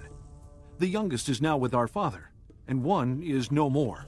Joseph said to them, "It is just as I told you. You are spies, and this is how you will be tested. As surely as Pharaoh lives, you will not leave this place unless your youngest brother comes here. Send one of your number to get your brother. The rest of you will be kept in prison, so that your words may be tested to see if you are telling the truth. If you are not, then as surely as Pharaoh lives, you are spies." And he put them all in custody for 3 days. On the 3rd day, Joseph said to them, "Do this, and you will live, for I fear God. If you are honest men, let one of your brothers stay here in prison, while the rest of you go and take grain back for your starving households. But you must bring your youngest brother to me, so that your words may be verified and that you may not die." This they proceeded to do. They said to one another, "Surely we are being punished because of our brother. We saw how distressed he was when he pleaded with us for his life, but we would not listen. That's why this distress has come upon us." Reuben replied, "Didn't I tell you not to sin against the boy? But you wouldn't listen. Now we must give an accounting for his blood." They did not realize that Joseph could understand them, since he was using an interpreter. He turned away from them and began to weep, but then turned back and spoke to them again. He had Simeon taken from them and bound before their eyes. Joseph gave orders to fill their bags with grain, to put each man's silver back in his sack, and to give them provisions for their journey. After this was done for them, they loaded their grain on their donkeys and left. At the place where they stopped for the night, one of them opened his sack to get feed for his donkey, and he saw his silver in the mouth of his sack. "My silver has been returned," he said to his brothers. "Here it is in my sack." Their hearts sank, and they turned to each other trembling and said, "What is this that God has done to us?" When they came to their father Jacob in the land of Canaan, they told him all that had happened to them. They said, "The man who is lord over the land spoke harshly to us and treated us as though we were spying on the land. But we said to him, 'We are honest men. We are not spies. We were 12 brothers, sons of one father. One is no more, and the youngest is now with our father in Canaan.' Then the man who is lord over the land said to us, 'This is how I will know whether you are honest men. Leave one of your brothers here with me, and take food for your starving households and go. But bring your youngest brother to me, so I will know that you are not spies, but honest men. Then I will give your brother back to you, and you can trade in the land.'" As they were emptying their sacks, there in each man's sack was his pouch of silver. When they and their father saw the money pouches, they were frightened. Their father Jacob said to them, "You have deprived me of my children. Joseph is no more, and Simeon is no more, and now you want to take Benjamin. Everything is against me." Then Reuben said to his father, "You may put both of my sons to death if I do not bring him back to you. Entrust him to my care, and I will bring him back." But Jacob said, "My son will not go down there with you. His brother is dead, and he is the only one left. If harm comes to him on the journey you are taking, you will bring my gray head down to the grave in sorrow." Chapter 43. Now the famine was still severe in the land. So when they had eaten all the grain they had brought from Egypt, their father said to them, "Go back and buy us a little more food." But Judah said to him, "The man warned us solemnly, 'You will not see my face again unless your brother is with you. If you will send our brother along with us, we will go down and buy food for you. But if you will not send him, we will not go down, because the man said to us, You will not see my face again unless your brother is with you.'" Israel asked, "Why did you bring this trouble on me by telling the man you had another brother?" They replied, "The man questioned us closely about ourselves and our family. 'Is your father still living?' he asked us. 'Do you have another brother?' We simply answered his questions. How were we to know he would say, 'Bring your brother down here'?" Then Judah said to Israel his father, "Send the boy along with me, and we will go at once, so that we and you and our children may live and not die. I myself will guarantee his safety. You can hold me personally responsible for him. If I do not bring him back to you and set him here before you, I will bear the blame before you all my life. As it is, if we had not delayed, we could have gone and returned twice." Then their father Israel said to them, "If it must be, then do this. Put some of the best products of the land in your bags and take them down to the man as a gift. A little balm and a little honey, some spices and myrrh, some pistachio nuts and almonds. Take double the amount of silver with you, for you must return the silver that was put back into the mouths of your sacks. Perhaps it was a mistake. Take your brother also, and go back to the man at once. And may God Almighty grant you mercy before the man, so that he will let your brother and Benjamin come back with you. As for me, if I am bereaved, I am bereaved." So the men took the gifts and doubled the amount of silver, and Benjamin also. They hurried down to Egypt and presented themselves to Joseph. When Joseph saw Benjamin with them, he said to the steward of his house, "Take these men to my house. Slaughter an animal and prepare dinner. They're to eat with me at noon." The man did as Joseph told him, and took the men to Joseph's house. Now the men were frightened when they were taken to his house. They thought, "We were brought here because of the silver that was put back into our sacks the first time. He wants to attack us and overpower us and seize us as slaves and take our donkeys." So they went up to Joseph's steward and spoke to him at the entrance to the house. "Please, sir," they said, "we came down here the first time to buy food. But at the place where we stopped for the night, we opened our sacks, and each of us found his silver, the exact weight, in the mouth of his sack. So we have brought it back with us. We have also brought additional silver with us to buy food. We don't know who put our silver in our sacks." "It's all right," he said. "Don't be afraid. Your God, the God of your father, has given you treasure in your sacks. I received your silver." Then he brought Simeon out to them. The steward took the men into Joseph's house, gave them water to wash their feet, and provided fodder for their donkeys. They prepared their gifts for Joseph's arrival at noon, because they had heard that they were to eat there.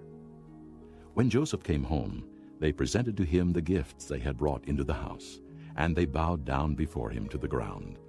He asked them how they were, and then he said, "How is your aged father you told me about? Is he still living?" They replied, "Your servant our father is still alive and well." And they bowed low to pay him honor. As he looked about and saw his brother Benjamin, his own mother's son, he asked, "Is this your youngest brother, the one you told me about?" And he said, "God be gracious to you, my son." Deeply moved at the sight of his brother, Joseph hurried out and looked for a place to weep. He went into his private room and wept there.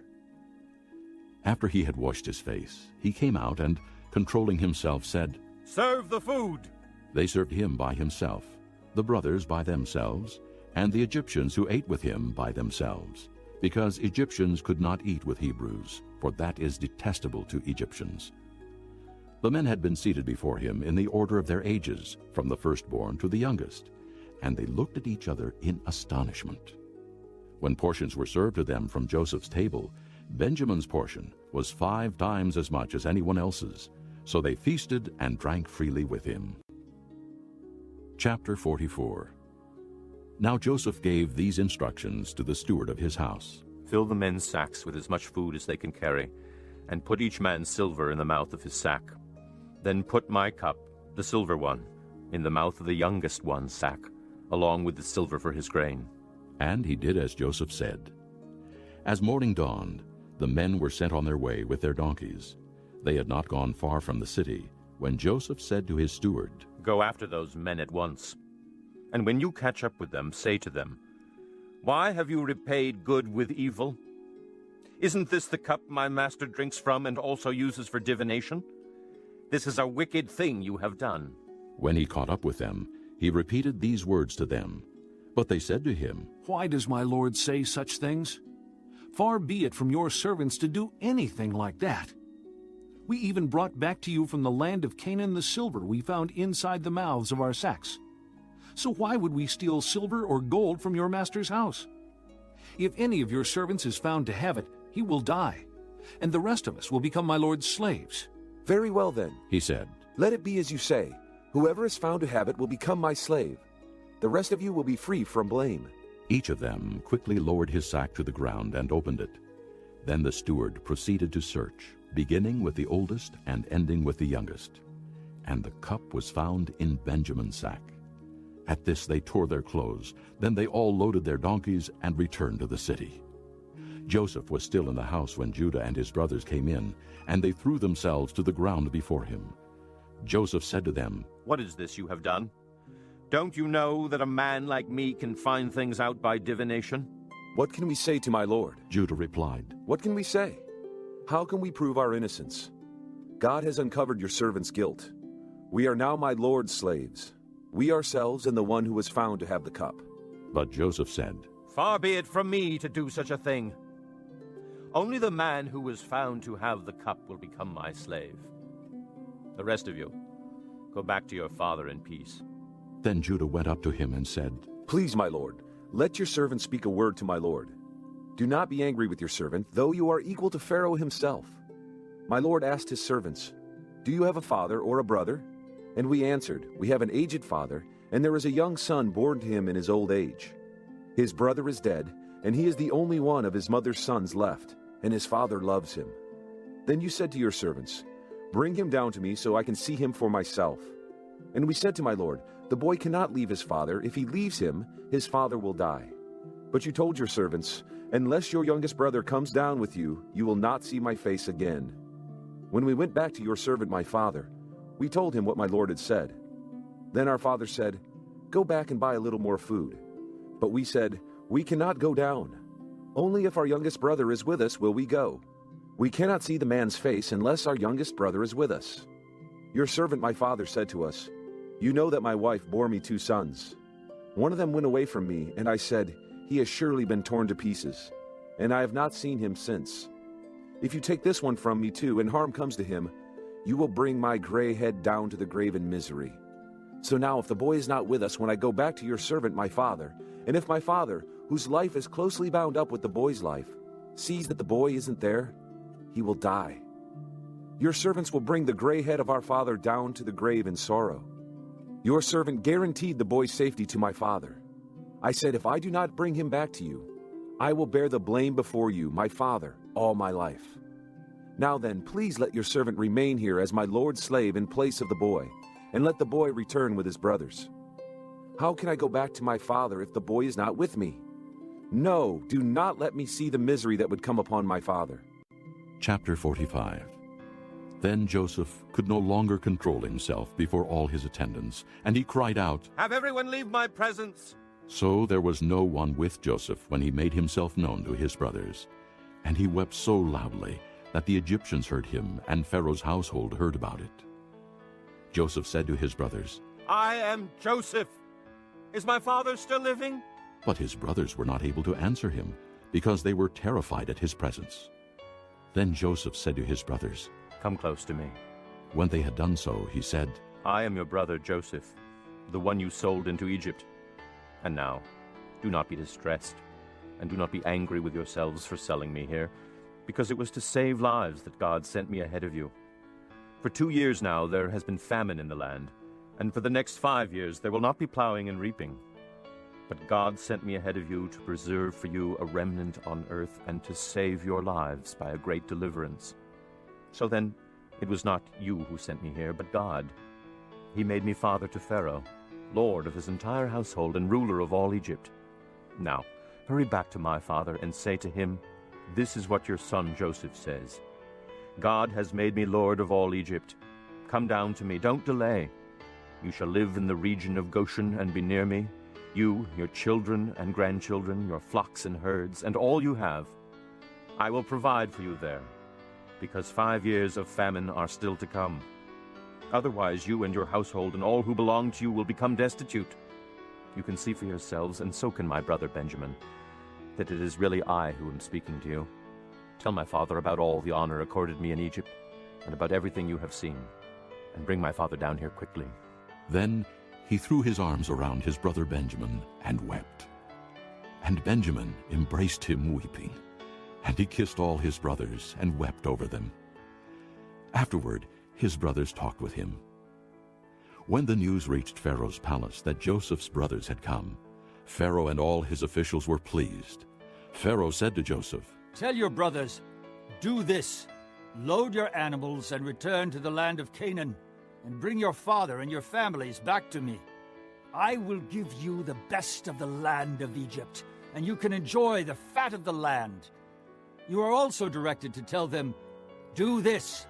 Take some carts from Egypt for your children and your wives, and get your father and come. Never mind about your belongings, because the best of all Egypt will be yours.' So the sons of Israel did this. Joseph gave them carts, as Pharaoh had commanded, and he also gave them provisions for their journey. To each of them he gave new clothing, but to Benjamin he gave 300 shekels of silver and 5 sets of clothes.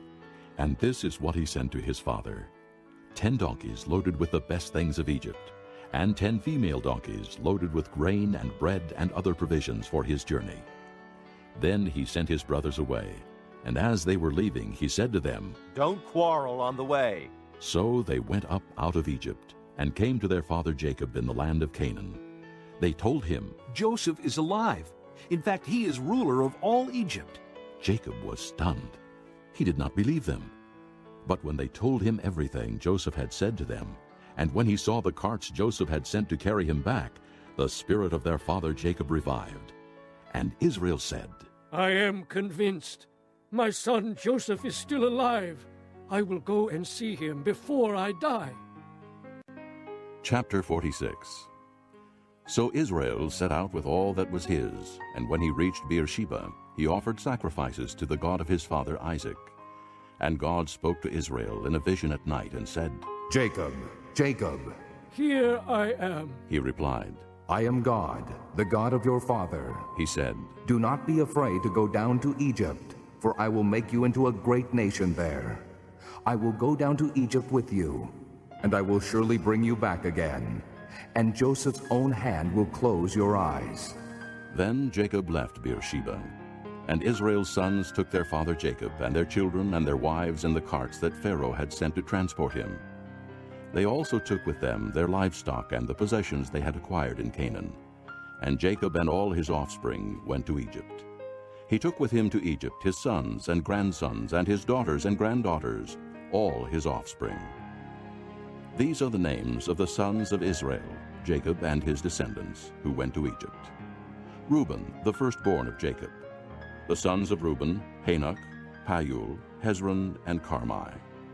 The sons of Simeon, Jemuel, Jamin, Ohad, Jachin, Zohar, and Shaul, the son of a Canaanite woman.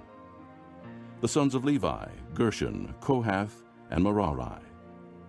The sons of Judah, Onan, Shelah, Perez, and Zerah. But and Onan had died in the land of Canaan. The sons of Perez, Hezron, and Hamul. The sons of Issachar, Tola, Puah, Jashub, and Shimron. The sons of Zebulun, Sirid, Elon, and Jaleel. These were the sons Leah bore to Jacob in Paddan Aram, besides his daughter Dinah. These sons and daughters of his were 33 in all. The sons of Gad, Zephon, Haggi, Shunai, Esbon, Eri, Eridai, and Areli. The sons of Asher, Imnah, Ishva, Ishvi, and Beriah. Their sister was Sarah. The sons of Beriah, Heber and Malchiel. These were the children born to Jacob by Zilpah, whom Laban had given to his daughter Leah, 16 in all. The sons of Jacob's wife Rachel, Joseph and Benjamin. In Egypt, Manasseh and Ephraim were born to Joseph by Asenath, daughter of Potipharah, priest of On. The sons of Benjamin, Bela, Becher, Ashbel, Jerah, Naaman, Ehi, Rosh, Muppim, Huppim, and Ard. These were the sons of Rachel, who were born to Jacob, 14 in all. The son of Dan, Hushim. The sons of Naphtali, Jaziel, Guni, Jezer, and Shillem. These were the sons born to Jacob by Bilhah, whom Laban had given to his daughter Rachel, 7 in all. All those who went to Egypt with Jacob, those who were his direct descendants, not counting his sons' wives, numbered 66 persons. With the 2 sons who had been born to Joseph in Egypt, the members of Jacob's family which went to Egypt were 70 in all. Now Jacob sent Judah ahead of him to Joseph to get directions to Goshen. When they arrived in the region of Goshen, Joseph had his chariot made ready and went to Goshen to meet his father Israel. As soon as Joseph appeared before him, he threw his arms around his father and wept for a long time. Israel said to Joseph, "Now I am ready to die, since I have seen for myself that you are still alive." Then Joseph said to his brothers and to his father's household, I will go up and speak to Pharaoh and will say to him, My brothers and my father's household who are living in the land of Canaan have come to me. The men are shepherds, they tend livestock, and they have brought along their flocks and herds and everything they own. When Pharaoh calls you in and asks, What is your occupation? You should answer, Your servants have tended livestock from our boyhood on, just as our fathers did. Then you will be allowed to settle in the region of Goshen, for all shepherds are detestable to the Egyptians. Chapter 47. Joseph went and told Pharaoh, My father and brothers, with their flocks and herds and everything they own, have come from the land of Canaan and are now in Goshen. He chose 5 of his brothers and presented them before Pharaoh. Pharaoh asked the brothers, What is your occupation? Your servants are shepherds. They replied to Pharaoh, Just as our fathers were. They also said to him, We have come to live here a while, because the famine is severe in Canaan, and your servants' flocks have no pasture. So now, please let your servants settle in Goshen. Pharaoh said to Joseph, Your father and your brothers have come to you, and the land of Egypt is before you. Settle your father and your brothers in the best part of the land. Let them live in Goshen, and if you know of any among them with special ability, put them in charge of my own livestock. Then Joseph brought his father Jacob in and presented him before Pharaoh. After Jacob blessed Pharaoh, Pharaoh asked him, How old are you? And Jacob said to Pharaoh, The years of my pilgrimage are 130. My years have been few and difficult, and they do not equal the years of the pilgrimage of my fathers. Then Jacob blessed Pharaoh and went out from his presence. So Joseph settled his father and his brothers in Egypt, and gave them property in the best part of the land, the district of Ramesses, as Pharaoh directed. Joseph also provided his father and his brothers and all his father's household with food, according to the number of their children. There was no food, however, in the whole region, because the famine was severe. Both Egypt and Canaan wasted away because of the famine. Joseph collected all the money that was to be found in Egypt and Canaan in payment for the grain they were buying, and he brought it to Pharaoh's palace. When the money of the people of Egypt and Canaan was gone, all Egypt came to Joseph and said, Give us food. Why should we die before your eyes? Our money is used up. Then bring your livestock, said Joseph. I will sell you food in exchange for your livestock, since your money is gone. So they brought their livestock to Joseph, and he gave them food in exchange for their horses, their sheep and goats, their cattle and donkeys. And he brought them through that year with food in exchange for all their livestock. When that year was over, they came to him the following year and said, We cannot hide from our Lord the fact that since our money is gone and our livestock belongs to you, there is nothing left for our Lord except our bodies and our land. Why should we perish before your eyes, we and our land as well? Buy us and our land in exchange for food, and we with our land will be in bondage to Pharaoh. Give us seed so that we may live and not die, and that the land may not become desolate. So Joseph bought all the land in Egypt for Pharaoh. The Egyptians, one and all, sold their fields because the famine was too severe for them. The land became Pharaoh's, and Joseph reduced the people to servitude, from one end of Egypt to the other. However, he did not buy the land of the priests, because they received a regular allotment from Pharaoh and had food enough from the allotment Pharaoh gave them. That is why they did not sell their land. Joseph said to the people, Now that I have bought you and your land today for Pharaoh, here is seed for you so you can plant the ground. But when the crop comes in, give 1/5 of it to Pharaoh. The other 4/5 you may keep as seed for the fields and as food for yourselves and your households and your children. You have saved our lives, they said. May we find favor in the eyes of our Lord. We will be in bondage to Pharaoh. So Joseph established it as a law concerning land in Egypt, still in force today, that 1/5 of the produce belongs to Pharaoh. It was only the land of the priests that did not become Pharaoh's. Now the Israelites settled in Egypt, in the region of Goshen. They acquired property there, and were fruitful and increased greatly in number. Jacob lived in Egypt 17 years, and the years of his life were 147. When the time drew near for Israel to die, he called for his son Joseph and said to him, If I have found favor in your eyes, put your hand under my thigh, and promise that you will show me kindness and faithfulness. Do not bury me in Egypt, but when I rest with my fathers, carry me out of Egypt, and bury me where they are buried. I will do as you say, he said. Swear to me, he said. Then Joseph swore to him, and Israel worshipped as he leaned on the top of his staff.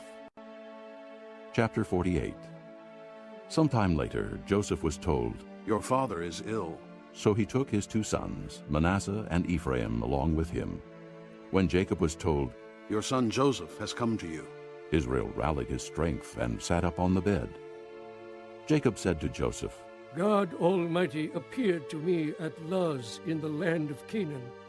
And there he blessed me and said to me, I am going to make you fruitful and will increase your numbers. I will make you a community of peoples, and I will give this land as an everlasting possession to your descendants after you. Now then, your 2 sons born to you in Egypt before I came to you here will be reckoned as mine. Ephraim and Manasseh will be mine, just as Reuben and Simeon are mine. Any children born to you after them will be yours.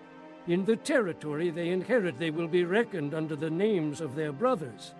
As I was returning from Paddan, to my sorrow Rachel died in the land of Canaan, while we were still on the way, a little distance from Ephrath. So I buried her there beside the road to Ephrath. That is Bethlehem. When Israel saw the sons of Joseph, he asked, Who are these? They are the sons God has given me here. Joseph said to his father. Then Israel said, Bring them to me so I may bless them. Now Israel's eyes were failing because of old age, and he could hardly see. So Joseph brought his sons close to him, and his father kissed them and embraced them.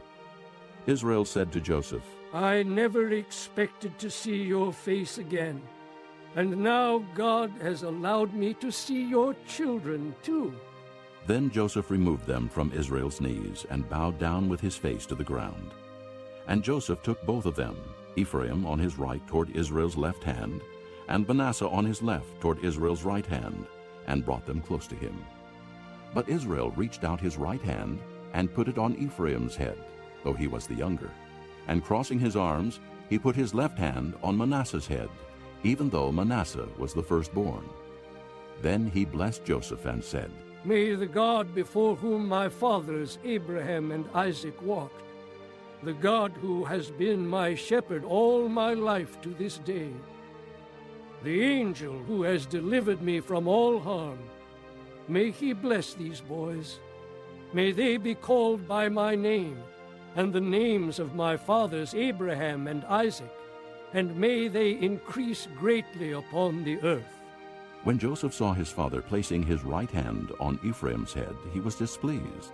So he took hold of his father's hand to move it from Ephraim's head to Manasseh's head. Joseph said to him, No, my father. This one is the firstborn. Put your right hand on his head. But his father refused and said, I know, my son, I know. He too will become a people, and he too will become great. Nevertheless, his younger brother will be greater than he, and his descendants will become a group of nations. He blessed them that day and said, In your name will Israel pronounce this blessing. May God make you like Ephraim and Manasseh. So he put Ephraim ahead of Manasseh. Then Israel said to Joseph, I am about to die, but God will be with you and take you back to the land of your fathers. And to you, as one who is over your brothers, I give the ridge of land I took from the Amorites with my sword and my bow. Chapter 49. Then Jacob called for his sons and said, Gather around so I can tell you what will happen to you in days to come. Assemble and listen, sons of Jacob. Listen to your father Israel. Reuben, you are my firstborn, my might, the first sign of my strength, excelling in honor, excelling in power. Turbulent as the waters, you will no longer excel, for you went up onto your father's bed, onto my couch, and defiled it. Simeon and Levi are brothers. Their swords are weapons of violence. Let me not enter their council. Let me not join their assembly, for they have killed men in their anger and hamstrung oxen as they please. Cursed be their anger, so fierce, and their fury so cruel. I will scatter them in Jacob and disperse them in Israel. Judah, your brothers will praise you. Your hand will be on the neck of your enemies. Your father's sons will bow down to you. You are a lion's cub, O Judah. You return from the prey, my son. Like a lion he crouches and lies down. Like a lioness, who dares to rouse him? The scepter will not depart from Judah, nor the ruler's staff from between his feet, until he comes to whom it belongs, and the obedience of the nations is his. He will tether his donkey to a vine, his colt to the choicest branch. He will wash his garments in wine, his robes in the blood of grapes. His eyes will be darker than wine, his teeth whiter than milk. Zebulun will live by the seashore and become a haven for ships. His border will extend toward Sidon. Issachar is a raw-boned donkey lying down between two saddlebags. When he sees how good is his resting place and how pleasant is his land, he will bend his shoulder to the burden and submit to forced labor. Dan will provide justice for his people as one of the tribes of Israel. Dan will be a serpent by the roadside, a viper along the path that bites the horse's heels, so that its rider tumbles backward. I look for your deliverance, O Lord. Gad will be attacked by a band of raiders, but he will attack them at their heels. Asher's food will be rich. He will provide delicacies fit for a king. Naphtali is a doe set free that bears beautiful fawns. Joseph is a fruitful vine near a spring, whose branches climb over a wall. With bitterness archers attack him. They shot at him with hostility. But his bow remained steady. His strong arm stayed limber, because of the hand of the mighty one of Jacob, because of the shepherd, the rock of Israel. because of your father's God who helps you, because of the Almighty who blesses you, with blessings of the heavens above, blessings of the deep that lies below, blessings of the breast and womb. Your father's blessings are greater than the blessings of the ancient mountains, than the bounty of the age-old hills. Let all these rest on the head of Joseph, on the brow of the prince among his brothers. Benjamin is a ravenous wolf. In the morning he devours the prey. In the evening he divides the plunder. All these are the 12 tribes of Israel, and this is what their father said to them when he blessed them, giving each the blessing appropriate to him. Then he gave them these instructions. I am about to be gathered to my people. Bury me with my fathers in the cave in the field of Ephron the Hittite, the cave in the field of Machpelah, near Mamre in Canaan, which Abraham bought as a burial place from Ephron the Hittite, along with the field. There Abraham and his wife Sarah were buried. There Isaac and his wife Rebekah were buried. And there I buried Leah. The field and the cave in it were bought from the Hittites. When Jacob had finished giving instructions to his sons, he drew his feet up into the bed, breathed his last, and was gathered to his people. Chapter 50. Joseph threw himself upon his father and wept over him and kissed him. Then Joseph directed the physicians in his service to embalm his father Israel. So the physicians embalmed him, taking a full 40 days, for that was the time required for embalming. And the Egyptians mourned for him 70 days. When the days of mourning had passed, Joseph said to Pharaoh's court, If I have found favor in your eyes, speak to Pharaoh for me. Tell him, My father made me swear an oath and said, I am about to die. Bury me in the tomb I dug for myself in the land of Canaan. Now let me go up and bury my father, then I will return. Pharaoh said, Go up and bury your father, as he made you swear to do. So Joseph went up to bury his father.